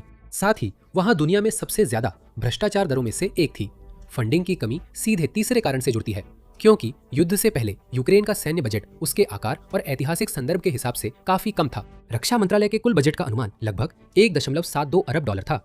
उस समय यूक्रेन आधुनिक जेट भी नहीं खरीद सकता था, क्योंकि उनमें से कुछ ही खरीदने पर भी देश का बजट खिंच जाता था, जबकि शुरुआत में ही उसने सोवियत युग के जेट बेच दिए थे। चौथा कारण यह था कि रूस और यूक्रेन के बीच चल रहे संघर्ष के कारण नाटो देश, जो पश्चिमी जेट के एकमात्र निर्माता थे, 2014 के बाद यूक्रेन को आधुनिक विमान बेचने से हिचक रहे थे, क्योंकि उन्हें रूस को उकसाने का डर था। क्योंकि उस समय यूरोप रूसी गैस निर्यात पर बहुत अधिक निर्भर था और भी कई कारणों में से एक था। विडंबना यह है कि अटलांटिक काउंसिल ने 2021 में एक रिपोर्ट प्रकाशित की थी जिसमें यह सुझाव दिया गया था कि यूक्रेन की वायुसेना को अपग्रेड न करने के कारण कमजोर बनाए रखना उन मुख्य कारणों में से एक था जिसकी वजह से वह रूस की लगातार आक्रामकता के निशाने पर था। तो यूक्रेन एक तरह की दुविधा में फंसा हुआ था। अपग्रेड्स लेना रूस को हमला करने से रोक सकता था, लेकिन यूक्रेन इतना गरीब था कि वो अपग्रेड्स खरीद नहीं सकता था, और ऐसा करने के लिए नाटो के साथ सैन्य खरीद समझौते पर हस्ताक्षर करना, जिसे अंतिम रूप देने में वर्षों लग सकते थे, रूस को हमला करने के लिए उकसा सकता था। इन सब का कोई मतलब नहीं रहा फरवरी 2022 में, क्योंकि रूस ने वैसे भी हमला कर दिया। लेकिन यही से कहानी एक अप्रत्याशित मोड़ लेती है। यूक्रेन की वायुसेना खुद को लगभग 9 गुना कम ऑपरेशनल विमानों के साथ संख्या और हथियारों में रूस से पिछड़ा हुआ पाई। रूस ने भी पिछले 20 सालों में सोवियत डिजाइनों को बेहतर बनाया, जिससे उनके पास ऐसे विमान आ गए जो इलेक्ट्रॉनिक्स, नेविगेशन सिस्टम और प्रदर्शन के मामले में कम से कम कागजों पर एक पूरी पीढ़ी आगे थे। इसी वजह से रूसी युद्ध योजना से उम्मीद थी कि वह कुछ ही दिनों में हवाई वर्चस्व हासिल कर लेगी, लेकिन इसके बजाय यूक्रेन ने हवाई शक्ति पाने के पारंपरिक रास्ते को पूरी तरह दरकिनार कर दिया। रूस के हर विमान का मुकाबला करने की बजाय यूक्रेन ने अपने हवाई क्षेत्र के ऊपर आसमान को नियंत्रित करने के लिए एक उभरती हुई तकनीक ड्रोन पर ध्यान केंद्रित किया। ये बदलाव एक जैसी हताशा और रचनात्मकता के साथ शुरू हुआ। जब यूक्रेन में युद्ध शुरू हुआ तो यूक्रेन ने दान किए गए ड्रोन का इस्तेमाल किया और साथ ही तकनीक आयात करने और उसके लिए नाटो के दान से भुगतान करने पर काफी निर्भर रहा। युद्ध के कई साल आगे बढ़ने के बाद अब देश इस साल 45 लाख ड्रोन बनाने के लक्ष्य पर है। एक पल के लिए उस संख्या के बारे में सोचिए। एक साल में 40 लाख ड्रोन का मतलब है कि यूक्रेन हर दिन 10,000 से ज्यादा ड्रोन बना रहा होगा। यूक्रेन ने 500 से ज्यादा आपूर्तिकर्ताओं का एक विकेंद्रित नेटवर्क बनाया है, जिसमें बड़ी कंपनियों से लेकर छोटे गैराज वर्कशॉप्स तक शामिल है, और ये सब रूस की रोजाना बमबारी और बढ़ते खतरों के दबाव में किया गया है। ये पारंपरिक रक्षा ठेकेदार नहीं है जो अरबों डॉलर की सुविधाओं में काम करते हैं। ये उद्यमी, इंजीनियर और स्वयंसेवक हैं जो बेसमेंट, छोड़ी हुई इमारतों और अस्थायी फैक्ट्रियों में प्रोडक्शन लाइनें लगा रहे हैं। कमजोर एयरफोर्स के लिए शुरुआती बढ़तों में से एक थी FPV या फर्स्ट पर्सन व्यू ड्रोन, क्योंकि ये कम दूरी के हवाई नियंत्रण इकाइयों के रूप में काम करते थे जो जमीन के करीब सीमित हवाई श्रेष्ठता प्रदान करते थे। इन्हें जून 2022 में स्वयंसेवी सैन्य इकाई सिग्नम द्वारा यूक्रेन में लाया गया था। उसके बाद ये ड्रोन यूक्रेन की नवाचार क्षमता की पहचान बन गए। हर गुजरते महीने के साथ कामिकाजे FPV ड्रोन और अधिक प्रभावी होते गए, या उनमें कोई अतिरिक्त क्षमता जुड़ती गई जिसने पारंपरिक वायुसेना और मशीनीकृत पैदल सेना की भूमिका को पूरा किया, या यहाँ तक कि उसकी जगह भी ले ली। रूस ने भी इसी तरह के ड्रोन तैनात किए, जिससे FPV ड्रोन क्षेत्र में अगला बड़ा उन्नयन लाने के लिए एक आगे पीछे की होड़ शुरू हो गई, ताकि प्रतिरोधी उपायों को पार किया जा सके, विश्वसनीयता बढ़ाई जा सके या और अधिक ताकत जोड़ी जा सके। लगातार दबाव ने देश की ड्रोन इंडस्ट्री को आगे बढ़ाया, जिससे छोटे आपूर्तिकर्ता एक दूसरे से आगे निकलने या मिलकर यूक्रेन की उभरती हुई सेनाओं के लिए बेहतर उत्पाद देने की कोशिश करने लगे। इससे उत्पादन में जबरदस्त उछाल आया। 2024 की शुरुआत में यूक्रेन हर महीने लगभग 20,000 FPV ड्रोन बना रहा था। उसी साल के अंत तक उन्होंने इसे बढ़ाकर 2 लाख प्रति माह कर दिया। ये उत्पादन क्षमता में 12 महीनों से भी कम समय में 10 गुना वृद्धि है, जो आधुनिक समय में अभूतपूर्व विकास है। इस ड्रोन क्रांति का सामरिक प्रभाव रूसी सेनाओं के लिए बेहद विनाशकारी रहा है। यूक्रेनी FPV ड्रोन आमतौर पर लगभग $2,000 की लागत के होते हैं, फिर भी वे लाखों डॉलर की कीमत वाले रूसी टैंकों को नष्ट करने में पूरी तरह सक्षम हैं। लेकिन यूक्रेन के ड्रोन को प्राथमिकता देने वाले दृष्टिकोण के रणनीतिक प्रभाव टैंकों या पैदल सेना जैसे छोटे लक्ष्यों के खिलाफ व्यक्तिगत जीत से कहीं आगे तक जाते हैं। क्योंकि कम दूरी के ड्रोन तो बस एक अस्थायी समाधान थे। लंबी दूरी के ड्रोन जैसे तुर्की के बायराक्तर TB2, जिसे युद्ध के शुरुआती महीनों में यूक्रेन का उद्धारकर्ता कहा गया था, अंततः यूक्रेन की पारंपरिक वायुसेना पर निर्भरता को कम कर देंगे। इस बात को साबित करने के लिए हमें बस एक उल्लेखनीय आंकड़े को देखना होगा। 2025 की शुरुआत तक रूसी उपकरणों को होने वाले नुकसान और विनाश का 60 से 70% हिस्सा ड्रोन के कारण हो रहा था। यूक्रेन की तदर्थ वायु शक्ति रूसी सैन्य क्षमताओं को कमजोर करने में पारंपरिक सेनाओं की तुलना में वास्तव में अधिक प्रभावी थी। ये मुख्य रूप से इस वजह से है कि यूक्रेन अपने अभियानों की भौगोलिक पहुंच को व्यवस्थित रूप से बढ़ाने में सक्षम रहा, जिससे एक के बाद एक ऐसी उपलब्धियां हासिल हुई जिन्होंने युद्ध को धीरे धीरे रूसी क्षेत्र के और भीतर तक पहुंचा दिया। शुरुआती यूक्रेनी लंबी दूरी के ड्रोन जैसे कि UZ-22 शुरू में 500 मील दूर तक के लक्ष्यों पर हमला कर सकते थे। यह दूरी रूसी सीमा के पास सैन्य ठिकानों पर हमले की अनुमति देती थी, लेकिन रूस के अधिकांश रणनीतिक बुनियादी ढांचे को यूक्रेनी पहुंच से सुरक्षित बाहर रखती थी। 2024 तक यूक्रेनी इंजीनियरों ने इस सीमा को 600 मील से भी आगे बढ़ा दिया है, जिससे पारंपरिक रूप से सुरक्षित माने जाने वाले रूसी क्षेत्र के भीतर गहराई तक लक्ष्यों पर हमले संभव हो गए। इससे यूक्रेन को गोला बारूद डिपो या उन महत्वपूर्ण आपूर्ति लाइनों पर लगातार हमले करने की अनुमति मिली जो देश के उत्तर और पूर्व से मोर्चे तक जा रही थी। इसके अलावा इसका मतलब यह था कि अब मॉस्को भी लंबी दूरी के हमलों की सीमा में आ गया था और अगस्त के अंत और सितंबर में राजधानी क्षेत्र पर हुए हमलों ने नाटो अधिकारियों के बीच काफी चर्चा पैदा कर दी थी। यूक्रेन द्वारा रूसी राजधानी को सीधे तौर पर धमकी देने में सक्षम होने से नाटो को यह प्रोत्साहन मिला कि वह यूक्रेन को अपने क्षेत्र के बाहर महंगी और विनाशकारी लंबी दूरी की दान में मिली मिसाइलों के इस्तेमाल की अनुमति दे। अचानक जर्मन टॉरस मिसाइलों को यूक्रेन भेजने की संभावना का मतलब था कि अब वे पुलों और बंकरों जैसी महत्वपूर्ण मजबूत बुनियादी ढांचों को निशाना बना सकते हैं, क्योंकि टॉरस उन कुछ हथियारों में से एक है जो मजबूत लक्ष्यों को भेद सकता है। असल में यूक्रेन की ड्रोन क्षमताओं में हर प्रगति ने नाटो को यह विश्वास दिलाया कि वह यूक्रेन में निवेश करके रूस को सीधे तौर पर हराने का रास्ता अपना रहा है, न कि सिर्फ समय खरीद रहा है। लेकिन असली सफलता तब मिली जब यूक्रेनी राष्ट्रपति वोलोदिमीर जेलेंस्की ने 2025 में खुलासा किया कि अब देश में बने ड्रोन 2000 किलोमीटर या 1242 मील की दूरी से संचालित किए जा सकते हैं। मूल रूप से ये दूरी रूस के उन सभी इलाकों को कवर करती है जहां रणनीतिक ठिकाने मौजूद है, क्योंकि इसके आगे केवल साइबेरिया का वीरान इलाका और जंगल ही है। अब प्रसिद्ध हो चुकी ऑपरेशन स्पाइडर वेब के लिए यूक्रेन की खुफिया एजेंसियों को रूसी रणनीतिक बॉम्बर बेस पर हमला करने के लिए 18 महीने की योजना बनानी पड़ी, जिनमें से कुछ बेस 3000 मील दूर थे और वहां 40 रूसी रणनीतिक बॉम्बर रखे गए थे। यह एक बहुत ही बड़ा काम था। तकनीकी रूप से ये ड्रोन शॉर्ट रेंज ड्रोन थे, लेकिन इन्हें ट्रकों के जरिए तस्करी करके पहुंचाया गया। इंटरनेट का इस्तेमाल करके इन्हें लॉन्च किया गया और फिर AI और इनर्शियल गाइडेंस पर निर्भर रहकर इन्हें आखिरी कुछ मील तक टारगेट तक भेजा गया, जिसका मतलब था कि पूरा ऑपरेशन रूस की नजरों से छुपकर किया गया। स्पाइडर वेब को जल्दी ही युद्ध के टर्निंग पॉइंट्स में से एक कहा जाने लगा, क्योंकि रूस ने अपने परमाणु हथियार पहुंचाने वाली प्रणालियां के एक बड़े हिस्से को खो दिया था एक ही झटके में, उस देश के हाथों जिसके पास खुद ये सिस्टम नहीं थे। इंटरकॉन्टिनेंटल बैलिस्टिक मिसाइलें, जिन्हें पहले ऐसा माना जाता था कि वे ही दूर दराज के सैन्य ठिकानों को बिना पकड़े जाने या बिना किसी प्रतिक्रिया के निशाना बनाने का एकमात्र असली तरीका है। यूक्रेन के लंबी दूरी के ड्रोन अभियान ने आर्थिक युद्ध का एक और पहलू भी उजागर किया है, जो यह भी दिखाता है कि विमान बेड़ा तैनात करने के बजाय छोटे मोबाइल यूनिट्स क्यों ज्यादा सफल होते हैं। 2025 की शुरुआत में यूक्रेन के ड्रोन हमलों के अभियान ने रूसी ऊर्जा अवसंरचना पर ध्यान केंद्रित किया और रूस की तेल रिफाइनिंग क्षमता का लगभग 10वां हिस्सा ठप कर दिया। इसका मतलब था कि यूक्रेन ने व्यवस्थित रूप से रूस की युद्ध मशीन की आर्थिक नींव को निशाना बनाने में सफलता पाई थी। लक्ष्यों की विविधता यह दर्शाती है कि यूक्रेन ने रूस की ऊर्जा अवसंरचना को योजनाबद्ध तरीके से ध्वस्त करने के लिए एक अच्छी तरह से तैयार अभियान चलाया। यूक्रेनी ड्रोन ने कम से कम 8 रूसी रिफाइनरियों के साथ साथ कई तेल डिपो, पंपिंग स्टेशन और तेल और गैस निर्यात के लिए इस्तेमाल होने वाले बंदरगाहों पर भी हमला किया। सभी ड्रोन के उत्पादन के आंकड़े जब संदर्भ में देखे जाते हैं तो और भी असाधारण कहानी बयां करते हैं। 2023 में यूक्रेन ने सभी श्रेणियों में लगभग 8 लाख ड्रोन बनाए। 2024 तक यह संख्या बढ़कर 20 लाख ड्रोन हो गई, लेकिन यूक्रेन की 2025 की अनुमान के अनुसार उस साल में 50 लाख से अधिक ड्रोन बनाए और खरीदे जाने की उम्मीद है, जो यह दर्शाता है कि यह उद्योग लगभग शून्य से शुरू होकर साल दर साल दोगुने से भी अधिक की दर से बढ़ रहा है। अगर तुलना करें तो नेटो की मिसाइल खरीद आमतौर पर हर साल केवल सैकड़ों इकाइयों तक ही सीमित रहती है या असाधारण वर्षों में हजारों तक पहुंचती है। स्केल में यह अंतर एक बुनियादी सोच में बदलाव है, जिसमें महंगे सिस्टम्स के सटीक निर्माण से हटकर अब खर्च किए जा सकने वाले लेकिन बेहद प्रभावी हथियारों के बड़े पैमाने पर उत्पादन पर जोर दिया जा रहा है। लंबी दूरी की प्रणालियों में कृत्रिम बुद्धिमत्ता का एकीकरण युद्ध क्षमताओं में एक क्रांतिकारी छलांग का प्रतीक है। रणनीतिक बॉम्बर अभियानों के दौरान वे ड्रोन जिनका यूक्रेनी ऑपरेटरों से संपर्क टूट जाता है, वे स्वचालित रूप से पूर्व निर्धारित मार्गों पर AI निर्देशित नेविगेशन पर स्विच हो जाते हैं। अपने निर्धारित लक्ष्यों तक पहुंचने पर AI सिस्टम विशिष्ट विमान प्रकारों की पहचान करते हैं, सर्वोत्तम हमले के कोणों की गणना करते हैं और बिना मानवीय हस्तक्षेप के विस्फोटक पेलोड सक्रिय करते हैं। इस स्तर की जटिलता का मतलब है कि यूक्रेनी ड्रोन न्यूनतम निगरानी के साथ रणनीतिक मिशन पूरे कर सकते हैं, जिससे प्रत्येक हमले की संचालन लागत और जोखिम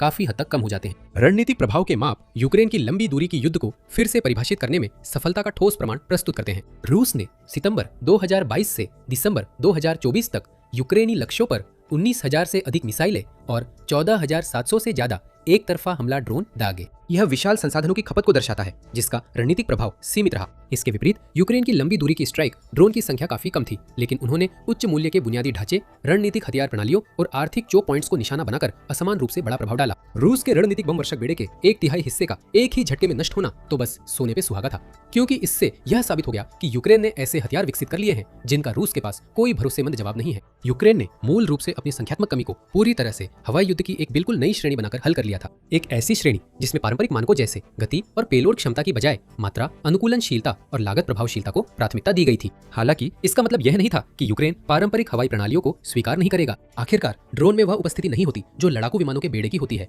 जो उतरकर किसी सैन्य अड्डे पर बमबारी करते हैं या मशीनीकृत पैदल सेना को कुचल देते हैं। जहां एक और यूक्रेन ड्रोन के माध्यम से युद्ध की शैली में क्रांति ला रहा था, वहीं उसने इतना समय मीडिया में उपस्थिति और राजनयिक सद्भावना भी जुटा ली थी कि वह नाटो को और अधिक मजबूत सहायता पैकेज देने के लिए प्रभावित कर सके। आखिरकार 2024 में नाटो ने नीदरलैंड्स, नॉर्वे और डेनमार्क से F-16 विमानों की पहली खेप भेजकर मदद की। यूक्रेन के पायलटों ने नए सिस्टम से परिचित होने के लिए देश के अंदर और विदेशों में कई महीनों तक प्रशिक्षण लिया था, जबकि खुद ये जेट अगस्त 2024 में पहले बार यूक्रेनी हवाई अड्डों से उड़े। F-16 फाइटिंग फाल्कन बहुत जल्दी यूक्रेन की नई वायुसेना की रीढ़ बन गया। हालांकि ये विमान आधुनिक मानकों के हिसाब से सबसे उन्नत नहीं थे, लेकिन यूक्रेन को नाटो से जो विमान मिले थे वे 1980 और 1990 के दशक में बने थे और उन्हें युद्ध के लिए चुने जाने से पहले मिड लाइफ अपडेट यानी MLU मिला था। अपने मूल देशों द्वारा पूरी तरह से सेवा से हटाए जाने के बाद अपनी उम्र के बावजूद इन विमानों ने ऐसी क्षमताएं दी जो यूक्रेन के सोवियत युग के बेड़े में नहीं थी।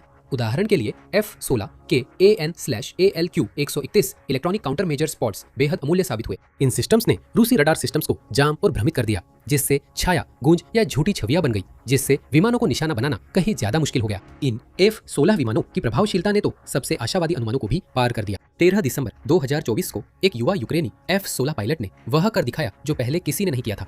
एक ही मिशन में 6 रूसी क्रूज मिसाइलों को मार गिराया। 4 मिसाइलों को हवा से हवा में मार करने वाली मिसाइलों से नष्ट किया गया, जबकि हैरानी की बात है कि पायलट ने विमान की M61A1 6 बैरल वाली तोप का इस्तेमाल कर दो और मिसाइलों को भी गिरा दिया। यह उपलब्धि खास तौर पर इसलिए महत्वपूर्ण थी क्योंकि रूस ने एक बड़ा हवाई हमला किया था जिसमें लगभग 200 ड्रोन के साथ 93 क्रूज मिसाइलें और हाइपरसोनिक किंझाल हथियार तैनात किए गए थे। फ्रांस के मिराज 2000 लड़ाकू विमानों के योगदान ने यूक्रेन के हवाई रक्षा नेटवर्क में एक और स्तर जोड़ दिया। मिराज 2000 को मार्च 2025 में F-16 के साथ तैनात किया गया था ताकि रूस के एक बड़े हमले का मुकाबला किया जा सके, जिसमें 70 मिसाइलें और लगभग 200 लंबी दूरी के ड्रोन शामिल थे। जेलेंस्की ने विशेष रूप से मिराज पायलटों की सराहना की, जिन्होंने इस मुठभेड़ के दौरान कई क्रूज मिसाइलों को सफलतापूर्वक रोक लिया। F-16 और मिराज 2000 दोनों को एक साथ संचालित करने का रणनीतिक महत्व तब स्पष्ट हुआ जब सैन्य विश्लेषकों ने महसूस किया कि 2 अलग अलग इलेक्ट्रॉनिक्स वाले 2 विमान मॉडल तैनात करने से यूक्रेन विभिन्न आवृत्तियों पर संचालित होने वाले अलग अलग इलेक्ट्रॉनिक युद्ध प्रणालियों का लाभ उठा सकता है। रूस को बहुत तेजी से जवाबी रणनीतियां विकसित करने के लिए मजबूर होना पड़ेगा,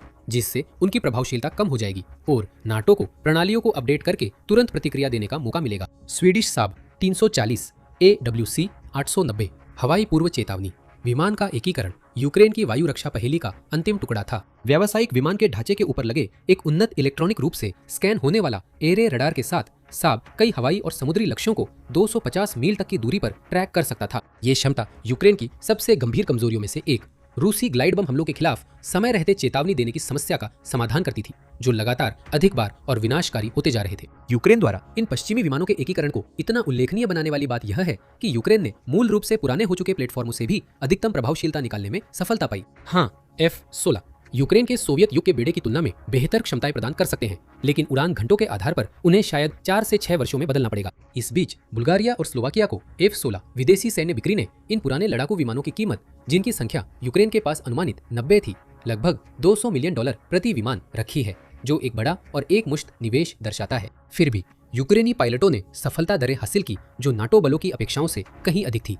इस बदलाव ने नाटो के रणनीतिकारों को समकालीन युद्ध के बारे में एक असहज सच्चाई का सामना करने के लिए मजबूर कर दिया है। सैन्य शक्ति के पारंपरिक मानदंड टैंकों की संख्या, व्यक्तिगत हथियार प्रणालियों की उन्नतता और रक्षा बजट के आकार पर निर्भर करते थे। रूस लगातार वैश्विक सैन्य शक्ति रैंकिंग में अमेरिका के बाद दूसरे स्थान पर रहा, लेकिन जब असल में हालात गंभीर हुए और रूस ने वास्तव में युद्ध शुरू किया, वह एक ऐसे देश को जल्दी से कब्जा करने में असफल रहा जो हर लिहाज से अपने पुराने सोवियत स्वरूप की छाया मात्र था।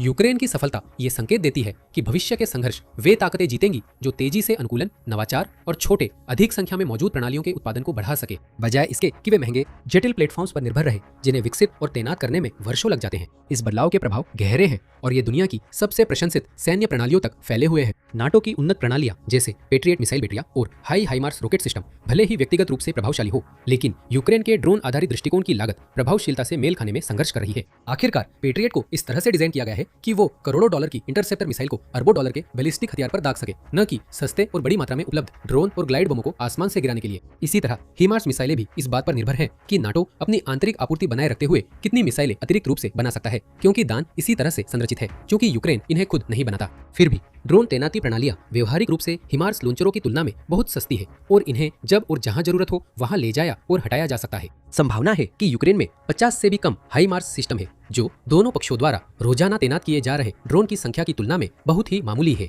शायद सबसे महत्वपूर्ण बात यह है कि अन्य प्रमुख शक्तियों ने यूक्रेन की नवाचारों पर कैसे प्रतिक्रिया दी है।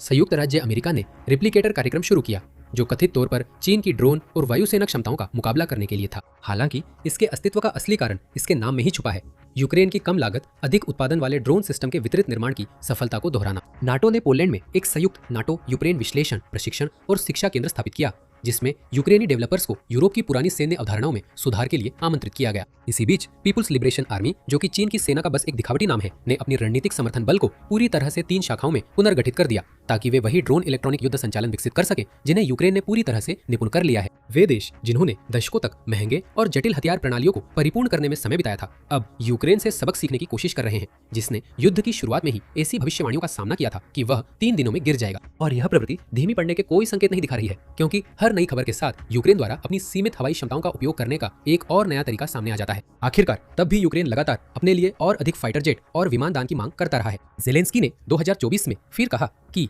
120 से अधिक F-16 विमान देश की वायु रक्षा प्रणाली में खामियों को भरने के लिए एक अच्छी शुरुआत होंगे। 2025 के मध्य तक उनके पास जो F-16 और मिराज 2000 विमान थे, उनकी कुल संख्या मुश्किल से 100 के पार गई थी। और यह तब की बात है जब रूस ने बड़े पैमाने पर ग्लाइड बमों का इस्तेमाल शुरू नहीं किया था, जिनसे पूरी तरह सुरक्षा के लिए जेट और पारंपरिक एंटी एयर डिफेंस दोनों की जरूरत होती है। यूरोपीय देश पहले से कहीं अधिक एकजुट नजर आ रहे हैं इस सहायता के लिए प्रतिबद्ध होने में, जिससे यह उम्मीद मिलती है कि यूक्रेन रूस को शांति वार्ता के लिए मजबूर कर सकता है, या फिर उसे और अधिक सैनिकों और उपकरणों के नुकसान का जोखिम उठाना पड़ेगा। क्रीमिया लंबे समय से व्लादिमीर पुतिन के यूक्रेन के खिलाफ आक्रामक अभियान का ताज का गहना बना हुआ है।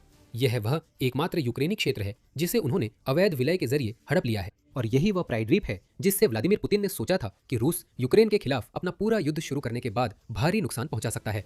भारी नुकसान हो रहा है, लेकिन वह रूस की तरफ से नहीं हो रहा। सिर्फ 2 हफ्तों में यूक्रेन ने क्रीमिया पर कहर बरपा दिया है, रूस की सबसे अहम सैन्य संपत्तियों को नष्ट कर दिया है।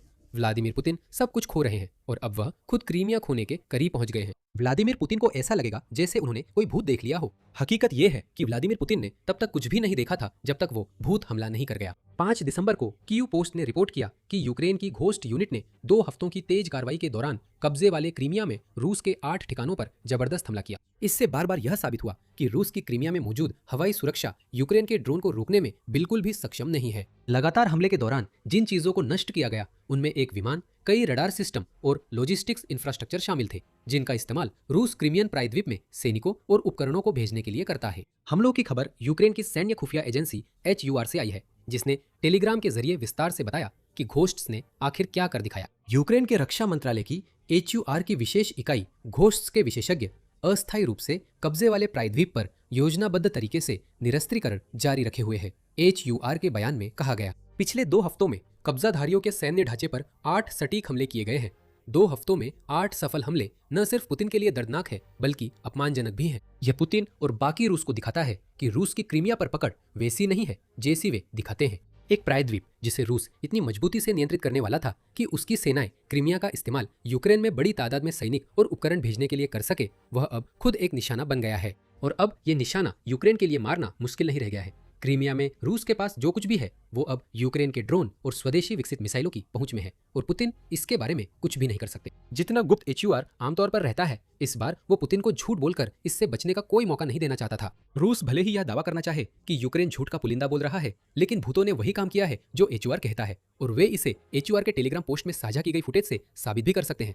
करीब 1 मिनट से थोड़ा ज्यादा चलने वाला यह वीडियो संगीत लगाया गया है और इसमें बार बार दिखाया गया है कि यूक्रेन के ड्रोन अपने लक्ष्यों की ओर जाते हुए किस तरह के दृश्य कैद कर रहे हैं। हम देखते हैं कि गुंबदों पर हमला किया जा रहा है और ऐसी इंफ्रास्ट्रक्चर जिनकी कोई सुरक्षा नहीं है उन पर ड्रोन पहुंच रहे हैं। कई बार यूक्रेन के ड्रोन रडार स्टेशनों, विमानों और कई अन्य लक्ष्यों पर सीधा हमला करते हैं। कभी कभी हम परिणाम भी देखते हैं, जैसे कि 1 या 2 सेकंड की फुटेज जिसमें लक्ष्य टूट चुका होता है।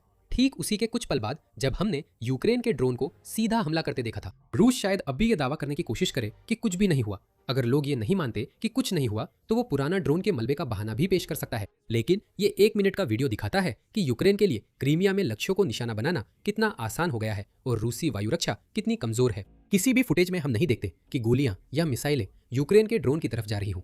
हर बार सीधा रास्ता साफ दिखाई देता है और सीधा निशाना लगता है। हिट्स की बात करें तो चलिए गहराई से जानते हैं कि उन 2 हफ्तों में घोष ने क्या क्या तबाह किया। ये रूस द्वारा क्रीमिया में तैनात किए गए सबसे महत्वपूर्ण उपकरणों की एक लंबी सूची है। HUR ने अपने टेलीग्राम पोस्ट में बुनियादी सूची साझा की है, जिसमें बताया गया है कि यूक्रेन ने एक Su-24 फ्रंटलाइन बॉम्बर के साथ साथ एक रेडियो ट्रांसपेरेंट डोम में एंटीना को भी निशाना बनाया। रूस ने एक ओरियन मानव रहित हवाई वाहन भी खो दिया जो HUR के वीडियो में दिखाए गए वही टूटा हुआ विमान लगता है। एक 39 N6 कस्ता, 2 E2 रडार स्टेशन और 2 48 YA6 K1 पोडलिट रडार स्टेशन भी यूक्रेन के ड्रोन का शिकार हो गए और ऊपर से यूक्रेन ने एक मालगाड़ी को भी नष्ट कर दिया जिसका इस्तेमाल रूस क्रीमियन प्रायद्वीप के आसपास उपकरण, लोग, ईंधन या आपूर्ति ले जाने के लिए कर सकता था। इनमें से हर एक वैध सैन्य लक्ष्य है और ये सभी यूक्रेन के ड्रोन द्वारा अभी अभी नष्ट कर दिए गए हैं। इनमें से कुछ लक्ष्य दूसरों की तुलना में थोड़े अधिक महत्वपूर्ण हैं, खासकर जब बात आती है कि इनकी तबाही युद्ध और खुद यूक्रेन के मुख्य भूभाग की स्थिति पर कैसे असर डाल सकती है। घोष की उपलब्धि पर अपनी रिपोर्ट में RBC यूक्रेन ने रूस द्वारा खोई गई 3 संपत्तियों को उजागर किया। Su-24 बॉम्बर शायद सबसे महत्वपूर्ण हो सकता है, कम से कम यूक्रेन के उन प्रयासों के लिहाज से जिनमें वह रूस द्वारा अपने शहरों और सैनिकों पर डाले जा रहे हवाई दबाव को कम करने की कोशिश कर रहा है। सोवियत युग का विमान Su-24 का इस्तेमाल जमीन और नौसैनिक लक्ष्यों पर हवाई हमले करने के लिए किया जाता है, इसी वजह से इसे बॉम्बर कहा जाता है। यूक्रेन के पास नाम मात्र की ही नौसेना है। इसका मतलब है कि रूस अपने Su-24 विमानों का इस्तेमाल जमीन पर लक्ष्यों पर हमला करने के लिए कर रहा है। RBC यूक्रेन का कहना है कि ये विमान मिसाइल और बम दोनों दागने में सक्षम है और यूक्रेन इस Su-24 के विनाश के साथ दोनों को ही समीकरण से बाहर कर देने पर बहुत खुश होता। मिसाइल के मामले में मिलिट्री फैक्ट्री रिपोर्ट करती है कि Su-24 कई तरह की एयर टू सरफेस मिसाइलें दाग सकता है, जिसमें रूस की KH-23, KH-28 शामिल है, KH-25 ml, KH-58, KH-59 और KH-29। इनमें से कुछ एंटी रेडिएशन मिसाइलें हैं, लेकिन सभी यूक्रेन के शहरों के बुनियादी ढांचे पर भारी तबाही मचाने की क्षमता रखती हैं। आउटलेट का कहना है कि Su-24 एक न्यूक्लियर केपेबल जेट भी है। साथ ही यह इतना बड़ा है कि CAB 500 बम ले जा सकता है और गिरा सकता है, जिससे हम दूसरी चीज पर आते हैं जिससे यूक्रेन बहुत खुश होता अगर उसे समीकरण से बाहर कर दिया जाता, ग्लाइड बम। युद्ध के दूसरे हिस्से के अधिकांश समय में रूस अपने विशाल CAB डम बमों के भंडार को विशेष किट्स की मदद से ग्लाइड बमों में बदल रहा है। इन किट्स में पंख होते हैं जो बमों को सचमुच कई दर्जन मील दूर लक्ष्य तक ग्लाइड करने की सुविधा देते हैं और इस प्रक्रिया में सैटेलाइट नेविगेशन सिस्टम द्वारा मार्गदर्शन मिलता है। रूस ने इन बमों का बहुत बड़ी संख्या में इस्तेमाल किया है। केवल 5 अक्टूबर से 12 अक्टूबर के बीच ही रूस ने यूक्रेन पर इस प्रकार के 1400 बम दागे, साथ ही 3000 ड्रोन और 92 मिसाइलें भी दागी।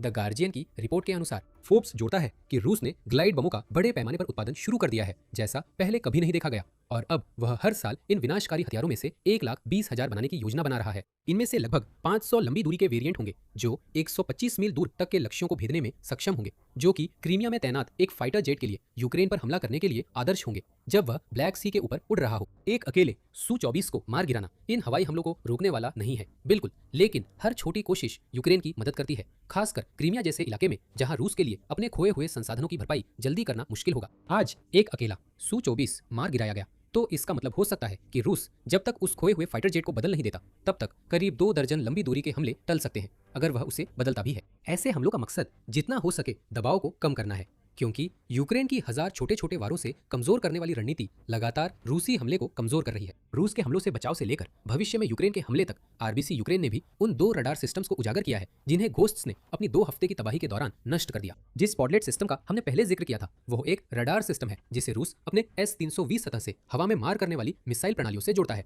यह रडार एक काफी साधारण भूमिका निभाता है क्योंकि यह आने वाले हवाई लक्ष्यों का पता लगाता है और उन्हें ट्रैक करता है। वह डेटा S-300 को भेजा जाता है जो लक्ष्यों पर मिसाइल दागता है। आप पहले ही समझ सकते हैं कि पॉडलेट को नष्ट करना यूक्रेन के लिए इतनी बड़ी जीत क्यों है। इस रडार सिस्टम के बिना जो भी S-300 एयर डिफेंस पॉडलेट से जुड़े थे वे अब बिना देखे ही काम कर रहे हैं। उनके पास इस बारे में कोई जानकारी नहीं है कि यूक्रेन उस क्राइमिया के हवाई क्षेत्र में क्या भेज रहा है जहां पॉडलेट नष्ट हो गया था, जिससे यूक्रेन के लिए और भी ड्रोन और मिसाइलें लॉन्च करने का रास्ता खुल जाता है। शायद यही वजह है कि हमने HUR के वीडियो में यूक्रेन के ड्रोन के खिलाफ इतनी कम प्रतिरोध देखा। अगर घोस्ट्स ने सबसे पहले पॉडलेट को नष्ट किया और संभावना है कि उन्होंने ऐसा ही किया तो रूस ने क्राइमिया में जो भी हवाई रक्षा तैनात की है वह बेकार हो गई होगी। फिर कास्ता 2E2 रडार स्टेशन है। इसका काम भी पॉडलेट जैसा ही है। हालांकि ये एक सर्कुलर स्कैन रडार स्टेशन है जो हवाई लक्ष्यों का पता लगा सकता है, उन्हें ट्रैक कर सकता है और यहाँ तक कि उनकी पहचान भी कर सकता है। यह खास तौर पर कम ऊंचाई पर उड़ने वाले लक्ष्यों को ट्रैक करने में माहिर है, जो यूक्रेन के ड्रोन की खासियत है। जमीन के करीब रहना रूसी एयर डिफेंस के लिए यूक्रेन के ड्रोन को पकड़ना काफी मुश्किल बना देता है, जैसा कि दिसंबर 2023 की एक रूसी रिपोर्ट में बताया गया है जिसे फोर्ब्स ने साझा किया था। रिपोर्ट में रूस की टोर एयर डिफेंस सिस्टम को कवर किया गया था, जिसमें बताया गया था कि टोर से छोटे लक्ष्यों पर किए गए प्रायोगिक फायरिंग के व्यावहारिक अनुभव से उनके विनाश की कम प्रभावशीलता का संकेत मिलता है। इसके मुख्य कारण है SAM warhead detonation control system की अपूर्णता, साथ ही छोटे आकार के UAV पर टारगेट ट्रैकिंग और SAM गाइडेंस में बड़ी त्रुटियां। कास्टोर 2E2 जैसे सिस्टम इन ड्रोन के खिलाफ एयर डिफेंस की कमजोरियों को दूर करने के लिए बनाए गए हैं। वास्तव में आरबीसी यूक्रेन का कहना है कि ये radar station drone cruise missile और यहाँ तक कि उन विमानों का भी पता लगा सकता है जो इलाके में छिपने में सक्षम है। कास्टोर 2E2 रूस के लिए बेहद महत्वपूर्ण है, खासकर इसलिए क्योंकि यह सिस्टम जो डेटा इकट्ठा करता है उसे जमीनी एयर डिफेंस सिस्टम और रूस की वायुसेना दोनों को भेजा जा सकता है। इससे यह रडार आक्रमण और रक्षा दोनों के लिए उपयोगी बन जाता है, जिससे यह पहले बताए गए पोडलेट से भी अधिक महत्वपूर्ण लक्ष्य बन जाता है। जब यूक्रेन ने एक पोडलेट को नष्ट किया था तो संभवतः उसने कम से कम एक S-300 को अंधा कर दिया था। कास्टोर 2E2 का नष्ट होना रूस के कई एयर डिफेंस और हवाई आक्रमण प्लेटफॉर्म को पूरी तरह अंधा कर दिया होगा। यहाँ हम 2 बातें देख सकते हैं। पहला, यूक्रेन ने एक बार फिर क्रीमिया पर सफल हमलों की बौछार की है, जिससे पुतिन की इस प्रायद्वीप पर पकड़ और भी कमजोर हो गई है। हम इस विषय को वीडियो में आगे और विस्तार से देखेंगे। दूसरा, यूक्रेन के घोस्ट्स ने रूस को यह भी दिखा दिया है कि वे कभी भी हमला कर सकते हैं और ऐसा लगता है कि रूस इसके खिलाफ कुछ भी नहीं कर सकता। आखिरकार क्रीमिया में घोस्ट्स द्वारा किए गए 2 हफ्तों के हमले पहली बार नहीं है जब इस एलीट HUR यूनिट ने रूस पर जोरदार वार किया हो। ऐसे कई और मौके भी रहे हैं। पिछले अगस्त में आरबीसी यूक्रेन ने रिपोर्ट किया था कि HUR ने क्रीमिया में 91 N6E रडार सिस्टम को नष्ट करने में सफलता पाई थी। ये सिस्टम रूस की S-400 एयर डिफेंस द्वारा टारगेट्स को खोजने और ट्रैक करने के लिए इस्तेमाल किया जाता है, ठीक वैसे ही जैसे बाकी रडार जिनका हमने जिक्र किया है। और ये HUR की घोस्ट यूनिट द्वारा किए गए हमले की वजह से जलकर राख हो गया, जिसका खुलासा बाद में हुआ। प्रायद्वीप पर आक्रमणकारियों की एक और अहम सैन्य संपत्ति अब अंधी हो गई है। ऐसा लगता है कि यह एक बड़ी नाकामी है। HUR ने उस हमले के बाद घोषणा की कि अस्थायी रूप से कब्जे वाले क्रीमिया का असैन्यकरण जारी है, लेकिन घोस्ट्स का काम अभी खत्म नहीं हुआ था। वे क्रीमिया में रूस की सेनाओं का पीछा करते रहे, ठीक उस दिन से पहले तक जब यूनिट के 2 हफ्ते के ऑपरेशन की जानकारी साझा की गई थी। 4 दिसंबर को आरबीसी यूक्रेन ने एक और भूतिया हमले की भी रिपोर्ट दी। इस बार ये हमला रूस के एक MiG-29 फाइटर जेट पर किया गया था, जैसे कि Su-24 जिसके बारे में हमने पहले चर्चा की थी। MiG-29 भी कई तरह की मिसाइलें दाग सकता है, जिससे यह रूस के लिए क्रीमिया में एक बहुत ही खतरनाक सैन्य संसाधन बन जाता है। ये मिसाइलें फ्रंट लाइन से काफी पीछे से भी दागी जा सकती है ताकि यूक्रेन के शहरों और उसकी बुनियादी ढांचे पर हमला किया जा सके। HUR ने एक वीडियो साझा करके इस बात में कोई शक नहीं छोड़ा कि उसने क्या हासिल किया है, जिसमें उसके ड्रोन ने MiG-29 और एक अन्य लक्ष्य पर सीधा हमला किया। ये हमला तो उन लक्ष्यों की सूची में भी शामिल नहीं था जिन्हें घोस्ट्स ने अपनी 2 हफ्ते की तेज कार्रवाई में तबाह किया था। ऐसा लगता है कि रूस को क्रीमिया में एक भूतिया समस्या का सामना करना पड़ रहा है, नाम में भी और इस मायने में भी कि रूस घोस्ट्स द्वारा छोड़े गए किसी भी हथियार को देख या उन्हें निशाना नहीं बना पा रहा है। घोस्ट्स बाकी HUR और उन कई अन्य यूक्रेनी इकाइयों के साथ जिन्होंने पिछले कुछ वर्षों में क्रीमिया पर हमला किया है वही कर रहे हैं जिसे कीव पोस्ट ने क्रीमियाई प्रायद्वीप का व्यवस्थित निरस्त्रीकरण कहा है। हवाई, रसद, ऊर्जा और अन्य सैन्य संसाधन सभी क्रीमिया में निशाने पर हैं, जो हमें फिर से उसी पहली बात पर ले आता है जिसे हमने अभी अभी क्रीमिया में देखा था। पुतिन क्रीमिया पर अपनी पकड़ खो रहे हैं। यूक्रेन के नजरिए से यही वो चीज है जिसे देश और उसके राष्ट्रपति वोलोदिमीर जेलेंस्की तब से करने की कोशिश कर रहे हैं जब से यूक्रेन को क्रीमिया में लंबी दूरी तक हमले करने की क्षमता मिली है। रूस द्वारा 2014 में क्रीमिया प्रायद्वीप पर कब्जा करने के बाद से ही यह यूक्रेन के लिए प्राथमिकता रहा है और जैसा कि BBC रिपोर्ट करता है, यूक्रेन कभी भी इससे पीछे नहीं हटेगा। इसका एक कारण कानूनी भी है। यूक्रेन के संविधान में लिखा है कि यूक्रेन के राष्ट्रपति को देश के किसी भी संप्रभु भूभाग को छोड़ने की अनुमति नहीं है। जेलेंस्की ने 2025 में इस बात को स्पष्ट किया था। उन्होंने कहा था, यहाँ इस पर बात करने के लिए कुछ भी नहीं है, ये हमारे संविधान के खिलाफ है। जब अमेरिका के राष्ट्रपति डोनाल्ड ट्रंप ने शांति समझौते के तहत यूक्रेन द्वारा क्रीमिया को रूस को सौंपने का विचार सामने रखना शुरू किया, बेशक संविधान बदले जा सकते हैं, ऐसा पहले भी कई बार हो चुका है, लेकिन यूक्रेन तैयार नहीं है और कई लोग तर्क देंगे कि उसे तैयार भी नहीं होना चाहिए क्रीमिया को रूस को सौंपने के लिए। कुछ मायनों में हाल ही में HUR की घोस्ट यूनिट द्वारा किए गए कारनामे पुतिन को यह याद दिलाते हैं कि यूक्रेन ने क्रीमिया को वापस पाने की कोशिश नहीं छोड़ी है। असल में यूक्रेन ने न सिर्फ कब्जा किए गए प्रायद्वीप को लेकर उम्मीद नहीं छोड़ी है, बल्कि वह लगातार मेहनत कर रहा है ताकि क्रीमिया को पूरे यूक्रेन युद्ध के व्यापक संदर्भ में रणनीतिक रूप से जितना संभव हो उतना अप्रासंगिक बना सके। यूक्रेन जमीन के रास्ते क्रीमिया पर दोबारा चढ़ाई करके उस क्षेत्र को वापस नहीं ले सकता। अटलांटिक काउंसिल ने जून 2023 में इस बात की ओर इशारा किया था, यह बताते हुए कि यूक्रेन के लिए जमीनी अभियान चलाना सैन्य दृष्टि से मूर्खता होगी, भले ही उस समय उसकी जवाबी कार्रवाई चल रही थी। यूक्रेन की जमीनी सेना ऐसे हमले में बुरी तरह पिस जाएगी, क्योंकि यूक्रेन की मुख्य भूमि को जोड़ने वाला जमीनी पुल इतना संकरा है कि रूस ड्रोन, तोपखाने, हवाई हमलों और कई अन्य हथियारों का इस्तेमाल कर आगे बढ़ती यूक्रेनी सेना को तबाह कर सकता है। इसके बजाय अटलांटिक काउंसिल ने 2023 में तर्क दिया कि यूक्रेन इतना समझदार है कि वह यह जानता है कि क्रीमिया में रूस के लिए असली रणनीतिक महत्व प्रायद्वीप के सबसे महत्वपूर्ण बंदरगाह सेवस्तोपोल का है। काउंसिल ने कहा कि यूक्रेन के पास क्रीमिया के रणनीतिक महत्व को बेअसर करने की क्षमता है और वह हर बार जब भी रूस का काला सागर बेड़ा सेवस्तोपोल बंदरगाह छोड़ने की कोशिश करता है, उसे भारी कीमत चुकाने पर मजबूर कर सकता है। ये सुझाव देते हुए कि यूक्रेन नौसैनिक बारूदी सुरंगों और नेपच्यून मिसाइलों के संयोजन का उपयोग करके काला सागर बेड़े को नुकसान पहुंचा सकता है। यूक्रेन ने निश्चित रूप से उस बेड़े को नुकसान पहुंचाया, लेकिन उसने इसमें ड्रोन भी शामिल कर दिए। करीब 2.5 साल बाद यूक्रेन ने रूस के लिए सेवस्तोपोल को लगभग बेकार बना देने का अपना लक्ष्य हासिल कर लिया है। जुलाई 2025 में RBC यूक्रेन ने रिपोर्ट किया कि क्रीमिया के अंदर काम कर रहे विद्रोही समूहों ने ऐसी तस्वीरें लेने में सफलता पाई जो यह दिखाती हैं कि वह बंदरगाह, जिसे यूक्रेन में रूस को बड़ा फायदा देने वाला माना जा रहा था, युद्धपोतों से लगभग खाली था। यह सब कुछ मायने रखता है, खासकर उस संदर्भ में जो यूक्रेन की घोस्ट यूनिट ने अभी कर दिखाया है, क्योंकि इसका मतलब है कि रणनीतिक दृष्टिकोण से यूक्रेन ने क्रीमिया को लगभग पूरी तरह से लड़ाई से बाहर कर दिया है। यह निश्चित रूप से प्रायद्वीप के बंदरगाहों पर नजर रखना जारी रखेगा और अगर रूस अपने युद्धपोतों को फिर से सेवस्तोपोल लाने की कोशिश करता है तो यूक्रेन उसे तुरंत पछताने पर मजबूर कर देगा। अब जब वह बंदरगाह लगभग बेकार हो चुका है तो यूक्रेन अपनी कोशिशों का ज्यादा ध्यान क्रीमिया को वापस लेने के अगले चरण पर केंद्रित कर सकता है, जिसमें रूस की वायु रक्षा प्रणाली और हवाई संपत्तियों को नष्ट करना शामिल है। घोस्ट यूनिट्स के 2 हफ्तों के हमलों ने यही हासिल किया और यही यूक्रेन महीनों से क्रीमिया में कर रहा है। हर बार जब कोई रडार स्टेशन नष्ट होता है तो यूक्रेनी ड्रोन के लिए एक नया हवाई मार्ग खुल जाता है। हर लड़ाकू विमान जो नष्ट किया जाता है वो एक ऐसा विमान है जो अब मुख्य भूमि पर मिसाइल और बम नहीं गिरा सकता। धीरे धीरे यूक्रेन क्रीमिया के अंदर पुतिन की सेना को कमजोर कर रहा है और इस प्रक्रिया में रूस के नेता की पकड़ ढीली कर रहा है, और ये सब यूक्रेन को बिना किसी जमीनी हमले में अपने सैनिकों की कुर्बानी दिए किए जा रहा है। क्रीमिया पर कोई जवाबी चढ़ाई नहीं होगी। जेलेंस्की ने खुद ये बात कही थी जब वो ट्रंप की उस टिप्पणी का जवाब दे रहे थे जिसमें कहा गया था कि यूक्रेन के पास क्रीमिया को बलपूर्वक वापस लेने के लिए जरूरी हथियार नहीं है। अप्रैल में यूक्रेन के राष्ट्रपति ने कहा था, राष्ट्रपति ट्रंप जो कहते हैं वो सच है। मैं उनसे सहमत हूँ कि हमारे पास फिलहाल पर्याप्त हथियार नहीं है, खासकर हथियार, लोग नहीं, क्योंकि हमारे लोग ज्यादा महत्वपूर्ण है, सबसे महत्वपूर्ण चीज है। लेकिन यह कहना सही नहीं है कि हमारे पास सेना नहीं है। अगर ऐसा है तो क्या इसका मतलब है कि यूक्रेन का क्रीमिया अभियान बेकार है?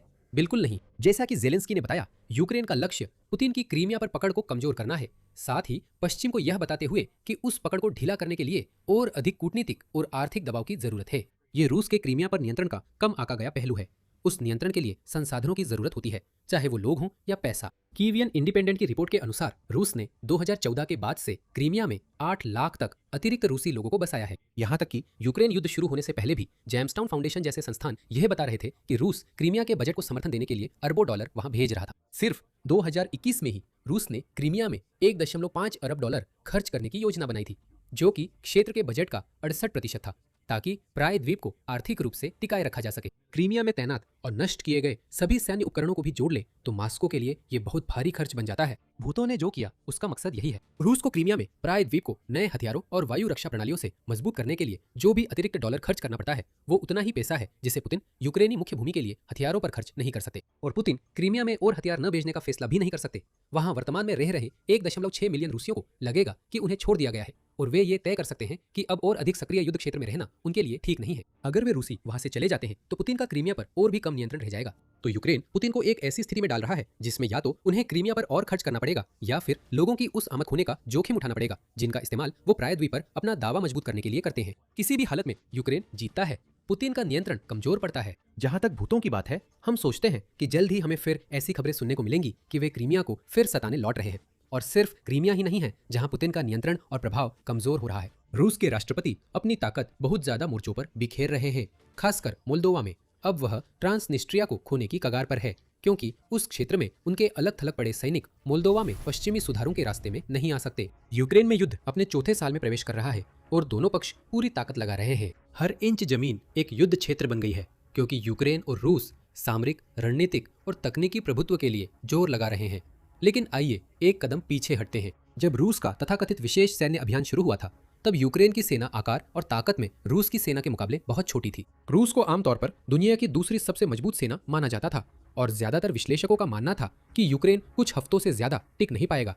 लेकिन आज हम यहाँ हैं। यूक्रेन ने न सिर्फ अपनी जमीन बचाई है, बल्कि रूस की बढ़त को भी पीछे धकेला है और यहाँ तक कि ऐसे जवाबी हमले किए हैं जिन्होंने दुनिया को चौंका दिया है। ये कैसे हुआ? यूक्रेन, जिसे कमजोर माना जा रहा था, वह एक वैश्विक महाशक्ति के सामने कैसे डटकर खड़ा हो गया? इस वीडियो में हम आपको युद्ध के शुरुआती दिनों उन महत्वपूर्ण रणनीतियों और तरीकों के बारे में बताएंगे जिन्होंने यूक्रेन को जिंदा रहने में मदद की, और उन प्रगति के बारे में भी बताएंगे जिन्होंने हालात को बदल दिया। लेकिन सबसे पहले आइए देखें कि जब युद्ध शुरू हुआ था तब सैन्य ताकत में कितना बड़ा अंतर था। 25 फरवरी 2022 की एक CNN रिपोर्ट में उस समय रूस और यूक्रेन की सैन्य ताकत के सबसे करीबी अनुमानों में से कुछ मिलते हैं। रूस की सक्रिय सैन्य शक्ति का अनुमान लगभग 9 लाख सैनिकों का था, जबकि यूक्रेन के पास 1,96,000 सैनिक थे, जिससे रूस के पास आने वाले संघर्ष में लगभग 4.5 गुना अधिक जनशक्ति थी। शायद सबसे बड़ा जनशक्ति का अंतर वायुसेना में था, जहां रूस के पास यूक्रेन की तुलना में लगभग 5 गुना अधिक लोग थे, कुल 1,65,000 बनाम 35,000 कर्मी। गौरतलब है कि रूस ने अपने सभी बलों को यूक्रेन पर आक्रमण की शुरुआत में नहीं जुटाया था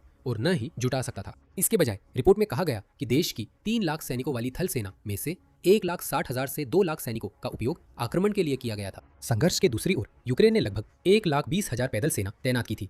मूल रूप से युद्ध की शुरुआत में यूक्रेन काफी पिछड़ गया था, लेकिन रूस ने वास्तव में पूरी ताकत से हमला नहीं किया, जैसा कि अक्सर कहा जाता था कि वह करेगा। इसका एक हिस्सा लॉजिस्टिक्स और इतिहास के कारण था। सीधे शब्दों में कहे तो रूस की सेना का एक हिस्सा अनिवार्य भर्ती किए गए सैनिकों से बना है, यानी वे सैनिक जिन्हें नियमित अंतराल पर कम समय के लिए सेवा देने के लिए भर्ती किया जाता है, जबकि अनुबंधित सैनिकों की सेवा अवधि लंबी होती है। परंपरा के अनुसार भर्ती किए गए सैनिकों को रूसी क्षेत्र के बाहर तैनात नहीं किया जा सकता, जो कि 1980 के दशक में हुई पिछली सोवियत अफगान युद्ध का परिणाम था, जिसमें सोवियत हताहतों की संख्या 10 वर्षों में लगभग 6,70,000 तक पहुंच गई थी।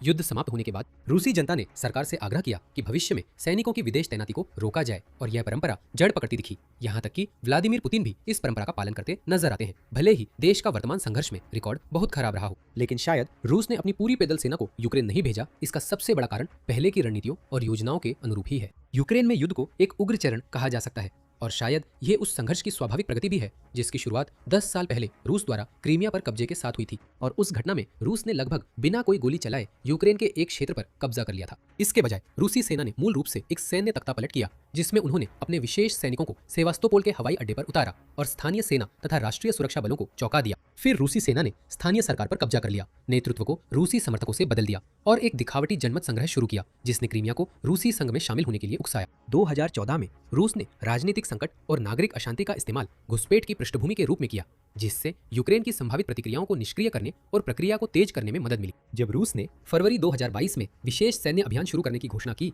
तो पुतिन ने वही रणनीति दोहराने की कोशिश की। इस बार वह पूरे देश की सरकार के प्रमुख को कीव में निशाना बनाना चाहता था। पुतिन के दिमाग में रूस का यूक्रेन पर पहले से ही राजनीतिक और सांस्कृतिक दोनों रूप से दावा था, और यूक्रेनी लोगों को संघ में फिर से शामिल होने पर बहुत खुश होना चाहिए था। उसे विश्वास था कि देश का मूल हिस्सा केवल प्रतीकात्मक विरोध ही करेगा।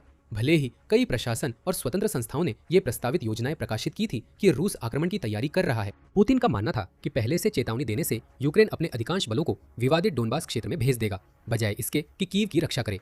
वह इसमें आंशिक रूप से सही था। युद्ध के पहले दिन रूस ने कीव पर 2 तरफा हमला शुरू किया। लगभग 34 हेलीकॉप्टरों में सवार रूसी विशेष सैन्य बलों की एक छोटी टुकड़ी यूक्रेनी राजधानी कीव की ओर हवाई मार्ग से पहुंचने वाली पहला हमलावर दस्ता था। इन 200 से 300 सैनिकों का मिशन होस्टोमेल हवाई अड्डे पर कब्जा करना था, जो कीव का सबसे बड़ा हवाई अड्डा था और सैन्य परिवहन विमानों को संभालने की पर्याप्त क्षमता रखता था। ये हमला बेलारूस से, या अधिक सटीक रूप से मिन्स्क से किया जाना था, जो हवाई मार्ग से कीव से केवल 1 घंटे की दूरी पर था। लगभग उसी समय रूस ने बेलारूस और रूस दोनों से अपनी जमीनी आक्रामक कार्रवाई शुरू की और अपनी मशीनीकृत इकाइयों को जितनी जल्दी हो सके हवाई अड्डे तक पहुंचाने की कोशिश की। योजना शुरू से ही एक आपदा में बदल गई। हवाई आक्रमण लगभग शुरू ही नहीं हो पाया, क्योंकि रूसी बलों को हवाई अड्डे के पास उतरने और उसे कब्जे में लेने के लिए लड़ाई शुरू करने से पहले ही भारी नुकसान उठाना पड़ा। यूक्रेनी सैनिकों ने रनवे पर बैरिकेड लगा दिए, जिससे किसी भी विमान का शुरुआती आक्रमण के लिए उसका इस्तेमाल करना असंभव हो गया। हवाई अड्डे की मामूली एंटी एयर डिफेंस ने कम से कम 4 विमानों को गिरा दिया, इससे पहले कि यूक्रेनी सैनिकों को पछाड़ दिया गया और उन्हें या तो आत्मसमर्पण करना पड़ा या पीछे हटना पड़ा। इसके बावजूद यूक्रेनी सैनिकों ने रूसी कब्जे को कुछ घंटों के लिए टाल दिया, जो उनके लिए अपने कुछ मैकेनाइज्ड बलों को आसपास के इलाकों से लाने के लिए पर्याप्त समय था। रूस की जमीनी सेना, जिसे जमीन के रास्ते वहां पहुंचना था, वो काफी देर से पहुंची। पुतिन ने उस स्थिति के लिए योजना बनाई थी और कथित तौर पर 1 से 5,000 सैनिकों को विमान द्वारा भेजा था। हालांकि यूक्रेनी सेना ने फिर से रनवे पर गोलाबारी की, जिससे वह पूरी तरह से इस्तेमाल के लायक नहीं रहा और भेजे जाने वाले अतिरिक्त सैनिकों को पीछे हटना पड़ा, एक कब्जा किए गए हवाई अड्डे के साथ जिसे वे इस्तेमाल नहीं कर सकते थे, और जमीन पर उन सैनिकों के साथ जिन्हें उम्मीद से कहीं ज्यादा विरोध का सामना करना पड़ा। रूसी सैनिक नई स्थिति के अनुसार खुद को ढाल नहीं पाए। यही हमें रूस और यूक्रेन के बीच उपकरणों के अंतर और यह कि यूक्रेन ने इसे कैसे पार किया, इस विषय पर ले आता है। शायद युद्ध की शुरुआत में रूस के पास यूक्रेन की तुलना में सबसे उल्लेखनीय बढ़त उसका प्रभावशाली वाहन बेड़ा था। रूस के पास लगभग 15,900 बख्तरबंद लड़ाकू वाहन थे, जबकि यूक्रेन के पास केवल 3,300 थे। रूस के पास सैन्य विमानों की संख्या यूक्रेन से लगभग 10 गुना और हेलीकॉप्टरों की संख्या लगभग 17 गुना अधिक थी, लेकिन इनमें से कोई भी संसाधन लंबी अवधि में मायने नहीं रखेगा। हालांकि रूस के पास टैंकों का जखीरा काफी बड़ा था, लेकिन आक्रमण की शुरुआत में उनका बहुत कम इस्तेमाल किया गया। युद्ध की शुरुआत में रूसी सैनिक अपने ही नुकसान की हद तक बहुत तेजी से आगे बढ़ गए और सेना ने एक साथ लगभग 3 मोर्चों पर यूक्रेन पर कब्जा करने की कोशिश की। टैंक सैन्य वाहनों में सबसे तेज चलने वाले थे, क्योंकि टैंक दस्तों के साथ आमतौर पर समर्थन वाहन और पैदल सेना नहीं होती थी, जिससे उनकी गति धीमी नहीं होती थी। यही उनकी हार का कारण बन गया। आसपास जरूरी एंटी एयर समर्थन के बिना रूसी टैंकों को यूक्रेनी तोपखाने और ड्रोन द्वारा निशाना बनाया जा सकता था, जिसका विनाशकारी परिणाम हुआ। रूसी मुख्य युद्ध टैंक T-80 और T-90 की जड़ें द्वितीय विश्व युद्ध के अंत के सोवियत डिजाइनों तक जाती है। रूसी युद्ध सिद्धांत ने ऐसे टैंक बनाने पर जोर दिया जो अपने पश्चिमी समकक्षों की तुलना में छोटे, हल्के और अधिक फुर्तीले हो। इस डिजाइन ने उन्हें युद्ध के मैदान में निशाना बनाना मुश्किल बना दिया, लेकिन नेटो के भारी बख्तरबंद वाहनों की तुलना में इसमें शक्ति और जीवित रहने की क्षमता के मामले में समझौते थे। अपने छोटे आकार को हासिल करने के लिए रूसी टैंकों में एक ऑटो लोडर सिस्टम लगाया गया, जिससे तीसरे चालक दल के सदस्य की आवश्यकता समाप्त हो गई। हालांकि इस डिजाइन ने गंभीर कमजोरियां भी पैदा कर दी। ऑटो लोडर ने गोला बारूद को टर्रेट के चारों ओर एक रिंग में रखा, जिसमें कुछ हिस्सों में बहुत कम बख्तरबंद सुरक्षा थी। इस समस्या को और बढ़ाते हुए टैंक का छोटा आकार होने के कारण अतिरिक्त गोला बारूद अक्सर टैंक के ढांचे और टर्रेट में इधर उधर बेतरतीब ढंग से रखा जाता था, जो भारी बख्तरबंद हिस्सों के बाहर होता था। अलग अलग सुरक्षित कंपार्टमेंटों के अभाव के कारण रूसी टैंकों को विनाशकारी विस्फोटों का खास खतरा रहता था। ऊपर या नीचे से वार करने वाले भेदी गोला बारूद या एंटी टैंक माइंस अतिरिक्त गोला बारूद को आग लगा सकते थे, जिससे एक श्रृंखलाबद्ध प्रतिक्रिया शुरू हो जाती थी, जिसे jack in the box effect कहा जाता है। ये खामी सोवियत और रूसी टैंक डिजाइनों में लगातार बनी रही है, जिसमें T-90M भी शामिल है। T-90M इस समस्या को आधुनिक सुरक्षा सुविधाओं के साथ हल करने की कोशिश करता है, जैसे कि अपने अधिकांश अतिरिक्त गोला बारूद को टर्रेट के पीछे ब्लोआउट पैनल्स के साथ रखना, जो पश्चिमी टैंकों के समान है। हालांकि ये बदलाव डिजाइन की खामियों को प्रभावी ढंग से दूर कर पाते हैं या नहीं, यह अभी भी बहस का विषय है। हालांकि कीव पर प्रारंभिक हवाई आक्रमण योजना के विपरीत था, फिर भी रूस ने यूक्रेनी राजधानी के पास भारी संख्या में बढ़त बनाए रखी। हालांकि रूसी सेना ने आक्रमण की शुरुआत से ही लगातार लॉजिस्टिक और सामरिक गलतियां की हैं। सबसे पहले होस्तोमेल पर हवाई आक्रमण असफल रहा। वास्तव में कोई कारण नहीं था यह मानने का कि इतनी साहसी रणनीति से सकारात्मक परिणाम मिलेंगे। पुतिन ने पहले भी यही तरीका इस्तेमाल करके क्रीमिया पर कब्जा किया था, इसलिए लगभग 1 दशक बाद उसी देश के खिलाफ इसे बड़े पैमाने पर दोहराना एक ऐसे शासक के लिए जो खुद को सोच समझकर कदम उठाने वाला और KGB में सेवा कर चुका है, पूरी तरह से उसके स्वभाव के खिलाफ लगता है। इसी तरह यूक्रेनी सेना कभी खुद सोवियत संघ का हिस्सा थी। क्रीमिया में जो नेतृत्व को निशाना बनाने वाली कार्रवाई की गई थी और कीव में जिसकी कोशिश की गई थी, वो सोवियत सैन्य रणनीति का ही हिस्सा थी, जिसे पहले भी 2 बार प्राग और काबुल में आजमाया जा चुका था। यूक्रेनी अधिकारियों को सोवियतों की तरह सोचने की शिक्षा दी गई थी, इसलिए वे किसी न किसी रूप में इस रणनीति के बारे में जानते थे। इसके अलावा 2014 के बाद यूक्रेनी सेना को नाटो बलों से महत्वपूर्ण प्रशिक्षण मिलना शुरू हुआ, जिससे वे ऐसे दुश्मन से लड़ने के लिए कहीं अधिक तैयार हो गए जो कुछ हद तक हवाई श्रेष्ठता दिखा सकता है, जैसे कि रूस। दूसरे शुरुआती आक्रमण के प्रयास को नाकाम किए जाने के बाद रूस उस युद्ध के पैमाने के लिए तैयार नहीं दिखा, जिसमें वह खुद आक्रांता होने के बावजूद फंस गया था। सैन्य काफिले वास्तव में बिना कब्जे वाले इलाकों से होकर मोर्चे तक पहुंचे, जिससे यूक्रेनी सेना को उन्हें दूर से निशाना बनाने का भरपूर मौका मिला। और भी बुरा ये था कि काफिले एक ही कतार में आगे बढ़ने पर अड़े हुए थे, जो कि एक विनाशकारी गलती साबित हुई। अगर काफिले के आगे और पीछे के वाहन नष्ट कर दिए जाते तो बाकी वाहनों के लिए एकजुट होकर रक्षा करना बहुत मुश्किल हो जाता और उन्हें आसानी से निष्क्रिय किया जा सकता था। यूक्रेन ने इसी रणनीति का इस्तेमाल करके 100 वाहनों वाले एक काफिले को तबाह कर दिया, जिससे यह साफ हो गया कि रूस ने अपनी सामरिक योजना में कितनी बड़ी गलती की थी। तीसरी बात, रूस कभी भी वास्तव में कीव को चारों तरफ से घेरने में सफल नहीं हो पाया। शहर का दक्षिणी हिस्सा कुमक के लिए खुला रहा, जिससे यूक्रेनी सेना शहर में और शहर से बाहर गोला बारूद और सैन्य उपकरणों की लगातार आपूर्ति बनाए रख सकी। इसके अलावा यूक्रेनी सेना पीछे से आक्रमणकारी रूसी सैनिकों को निशाना बना सकती थी, जिससे वे उन्हें शहर की ओर से 2 तरफा घेर सकते थे। इसी दौरान शहर के उत्तर का क्षेत्र नीप्रो नदी और उसकी सहायक नदियों से घिरा हुआ है, जिन्हें कई जल विद्युत और सिंचाई बांधों द्वारा नियंत्रित किया जाता था। यूक्रेनियों ने इन बांधों में से कई को खोल दिया, जिससे उनकी राजधानी शहर के आसपास का परिदृश्य पूरी तरह बदल गया और शहर का प्रवेश द्वार लगभग नदी द्वारा विभाजित हो गया तथा उत्तर पश्चिम में प्रवेश के कुछ ही रास्ते बचे, जहां ड्नीप्रो की सहायक नदियों में बाढ़ आ गई थी। रूस को अचानक उस मोर्चे के हिस्से में नई आपूर्ति पहुंचाने में काफी कठिनाई होने लगी।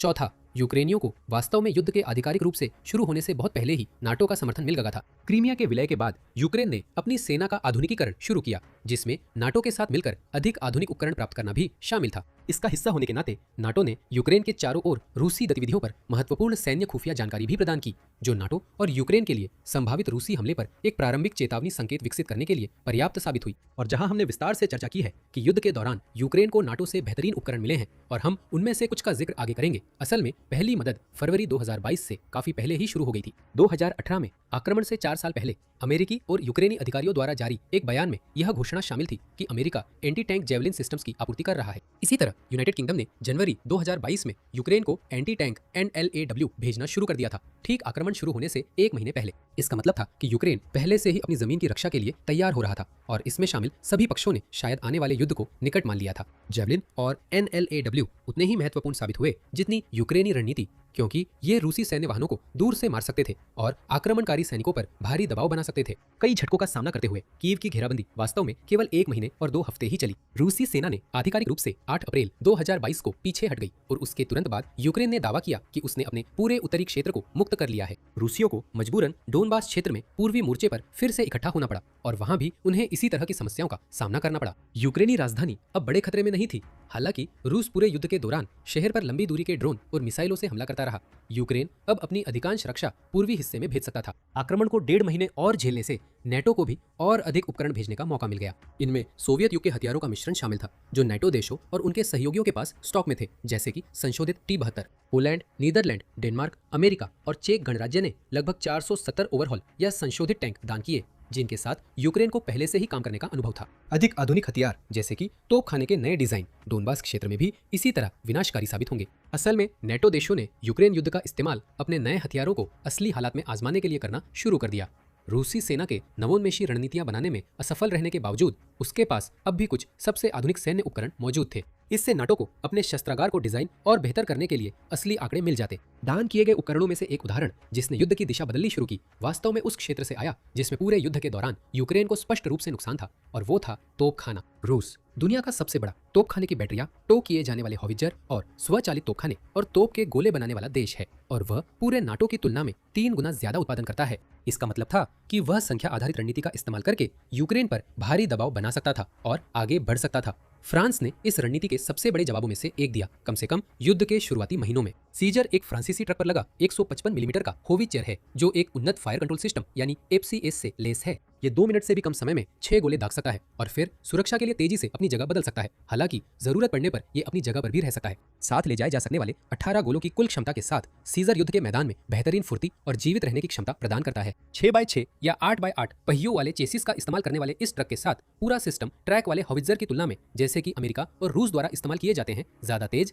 ज्यादा फुर्तीला और झटकों के प्रति ज्यादा प्रतिरोधी है। इसके अलावा डिजिटल FCS, तेज फायर रेट और तेजी से तैनाती और फिर से तैनाती का समय सीजर को युद्ध के मैदान में तेजी से आना जाना संभव बनाता है। तोपखाना अपने गंतव्य पर पहुंच सकता है, अपने लक्ष्यों को खोज सकता है, गोले दाग सकता है और फिर कुछ ही मिनटों में वहां से निकल सकता है। इसके अलावा सीजर की अधिकतम रेंज लगभग 25 मील है, जो सोवियत युग के हथियारों से कहीं ज्यादा है, और इसी वजह से यह अपने वर्ग में सबसे ऊपर के खतरों में शामिल है। यह रूसी बलों को गोलाबारी के स्रोत का त्रिकोणीय पता लगाकर जवाबी हमला करने से रोक देगा। सीजर की रेंज की बढ़त रैमजेट असिस्टेड आर्टिलरी के आने से फीकी पड़ जाएगी, जिसकी सैद्धांतिक रेंज लगभग 100 मील तक है, जबकि जर्मनी और बोइंग रैमजेट संचालित डिजाइनों को आगे बढ़ा रहे हैं। राइनमेटल द्वारा वर्तमान में यूक्रेन को दी जा रही 155 मिलीमीटर की गोलों की रेंज लगभग 100 किलोमीटर या 62 मील है, और इनमें रैमजेट तकनीक शामिल नहीं है।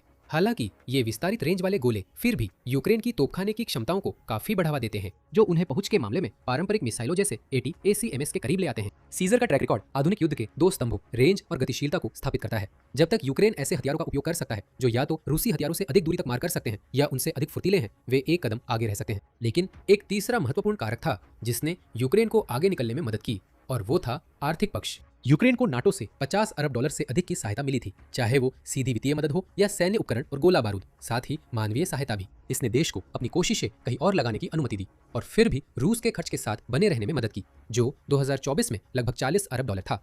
इससे भी महत्वपूर्ण बात यह थी कि यूक्रेन ने अधिक प्रभावी लेकिन सस्ते हथियार यानी ड्रोन बनाने में सफलता पाई। यूक्रेन में युद्ध के दौरान छोटे ड्रोन जैसे कि मनोरंजन और फिल्मांकन के लिए इस्तेमाल होने वाले ड्रोन का सैन्य उद्देश्यों के लिए बड़े पैमाने पर इस्तेमाल देखा गया है। सबसे साधारण ड्रोन की कीमत अधिकतम कुछ हजार डॉलर हो सकती है और बड़े कृषि ड्रोन जिनकी भार उठाने की क्षमता अधिक होती है और जो एंटी टैंक माइंस, बेहतर हथियार या और भी ड्रोन ले जाने के लिए उपयुक्त होते हैं, उनकी कीमत दसियों हजार डॉलर तक जाती है। जब इन ड्रोन को बेहद सस्ते ग्रेनेड और एंटी टैंक बमों के साथ इस्तेमाल किया जाता है जो फिर भी वाहनों और पैदल सेना दोनों के खिलाफ प्रभावी होते हैं, तो एक अकेला ड्रोन आमतौर पर उस चीज या व्यक्ति से कहीं कम कीमत का होता है जिससे वो निशाना बनाता है। रूस के लिए हालात और भी खराब इसलिए है क्योंकि उसके पास इस तरह की युद्ध पद्धति का मुकाबला करने के ज्यादा तरीके नहीं है। जैमिंग तकनीकों ने दोनों देशों के बीच एक तकनीकी हथियारों की दौड़ शुरू कर दी जिसमें सिस्टम एक दूसरे से टकराते और हर महीने नए सिरे से विकसित किए जाते। रूस केवल समर्पित एंटी एयर सिस्टम का इस्तेमाल कर सकता था जिनमें से हर मिसाइल से एक ड्रोन को गिराने में सैकड़ों हजारों डॉलर खर्च होते थे।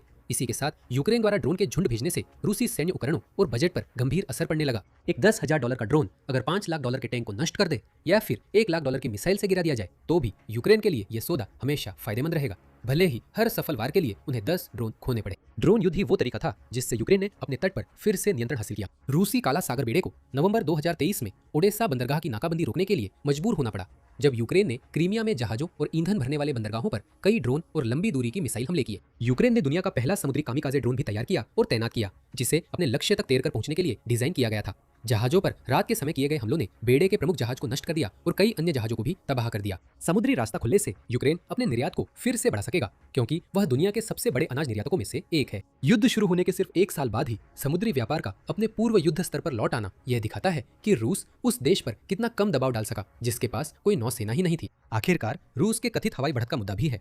सच तो यह है कि रूस कभी भी यूक्रेन पर हवाई प्रभुत्व स्थापित नहीं कर पाया। रूसी वायुसेना अपनी ज्यादातर मिशनें रूसी सीमा के पास ही अंजाम देती है, कभी भी रूसी हवाई क्षेत्र से ज्यादा दूर नहीं जाती। इसका कारण यह है कि नाटो ने यूक्रेन को पूरे देश में बहुस्तरीय एंटी एयर सिस्टम उपलब्ध करा दिया है। इसमें पेट्रियट बैटरियों और मिसाइलों, ड्रोन, मेन पोर्टेबल लॉन्चर और विभिन्न सतह से हवा में मार करने वाली मिसाइल प्रणालियों का इस्तेमाल किया गया है ताकि दुश्मन के रडार को निष्क्रिय किया जा सके, टारगेटिंग सिस्टम को बाधित किया जा सके या ड्रोन को मार गिराया जा सके। एक व्यापक सुरक्षा कवच से सुरक्षित रूसी बलों के लिए मुकाबले की दूरी आमतौर पर उसके प्रत्येक घटक हिस्से की अधिकतम सीमा से काफी कम होती है और रूस आक्रामक होने के कारण हर उपकरण लगातार खतरे में रहेगा क्योंकि यूक्रेन अपने एंटी एयर सिस्टम को विमान और ड्रोन के साथ मिलाकर रक्षा की एक और परत जोड़ सकता है। आश्चर्यजनक रूप से दूरदर्शिता की कमी और उन प्रणालियों पर अत्यधिक निर्भरता जो समय की कसौटी पर खरी नहीं उतरी है, यह कहना उचित है कि रूस अपनी खुद की नवाचार और सैन्य रणनीतियों की कमी के कारण इतना खराब प्रदर्शन कर रहा है और युद्ध की शुरुआत से रूस के लिए स्थिति वास्तव में बेहतर नहीं हुई है। नाटो हर नए सहायता पैकेज के साथ और अधिक आधुनिक उपकरण भेजना शुरू कर चुका है और यूक्रेन ने असल में एक ड्रोन निर्माण उद्योग खड़ा कर लिया है।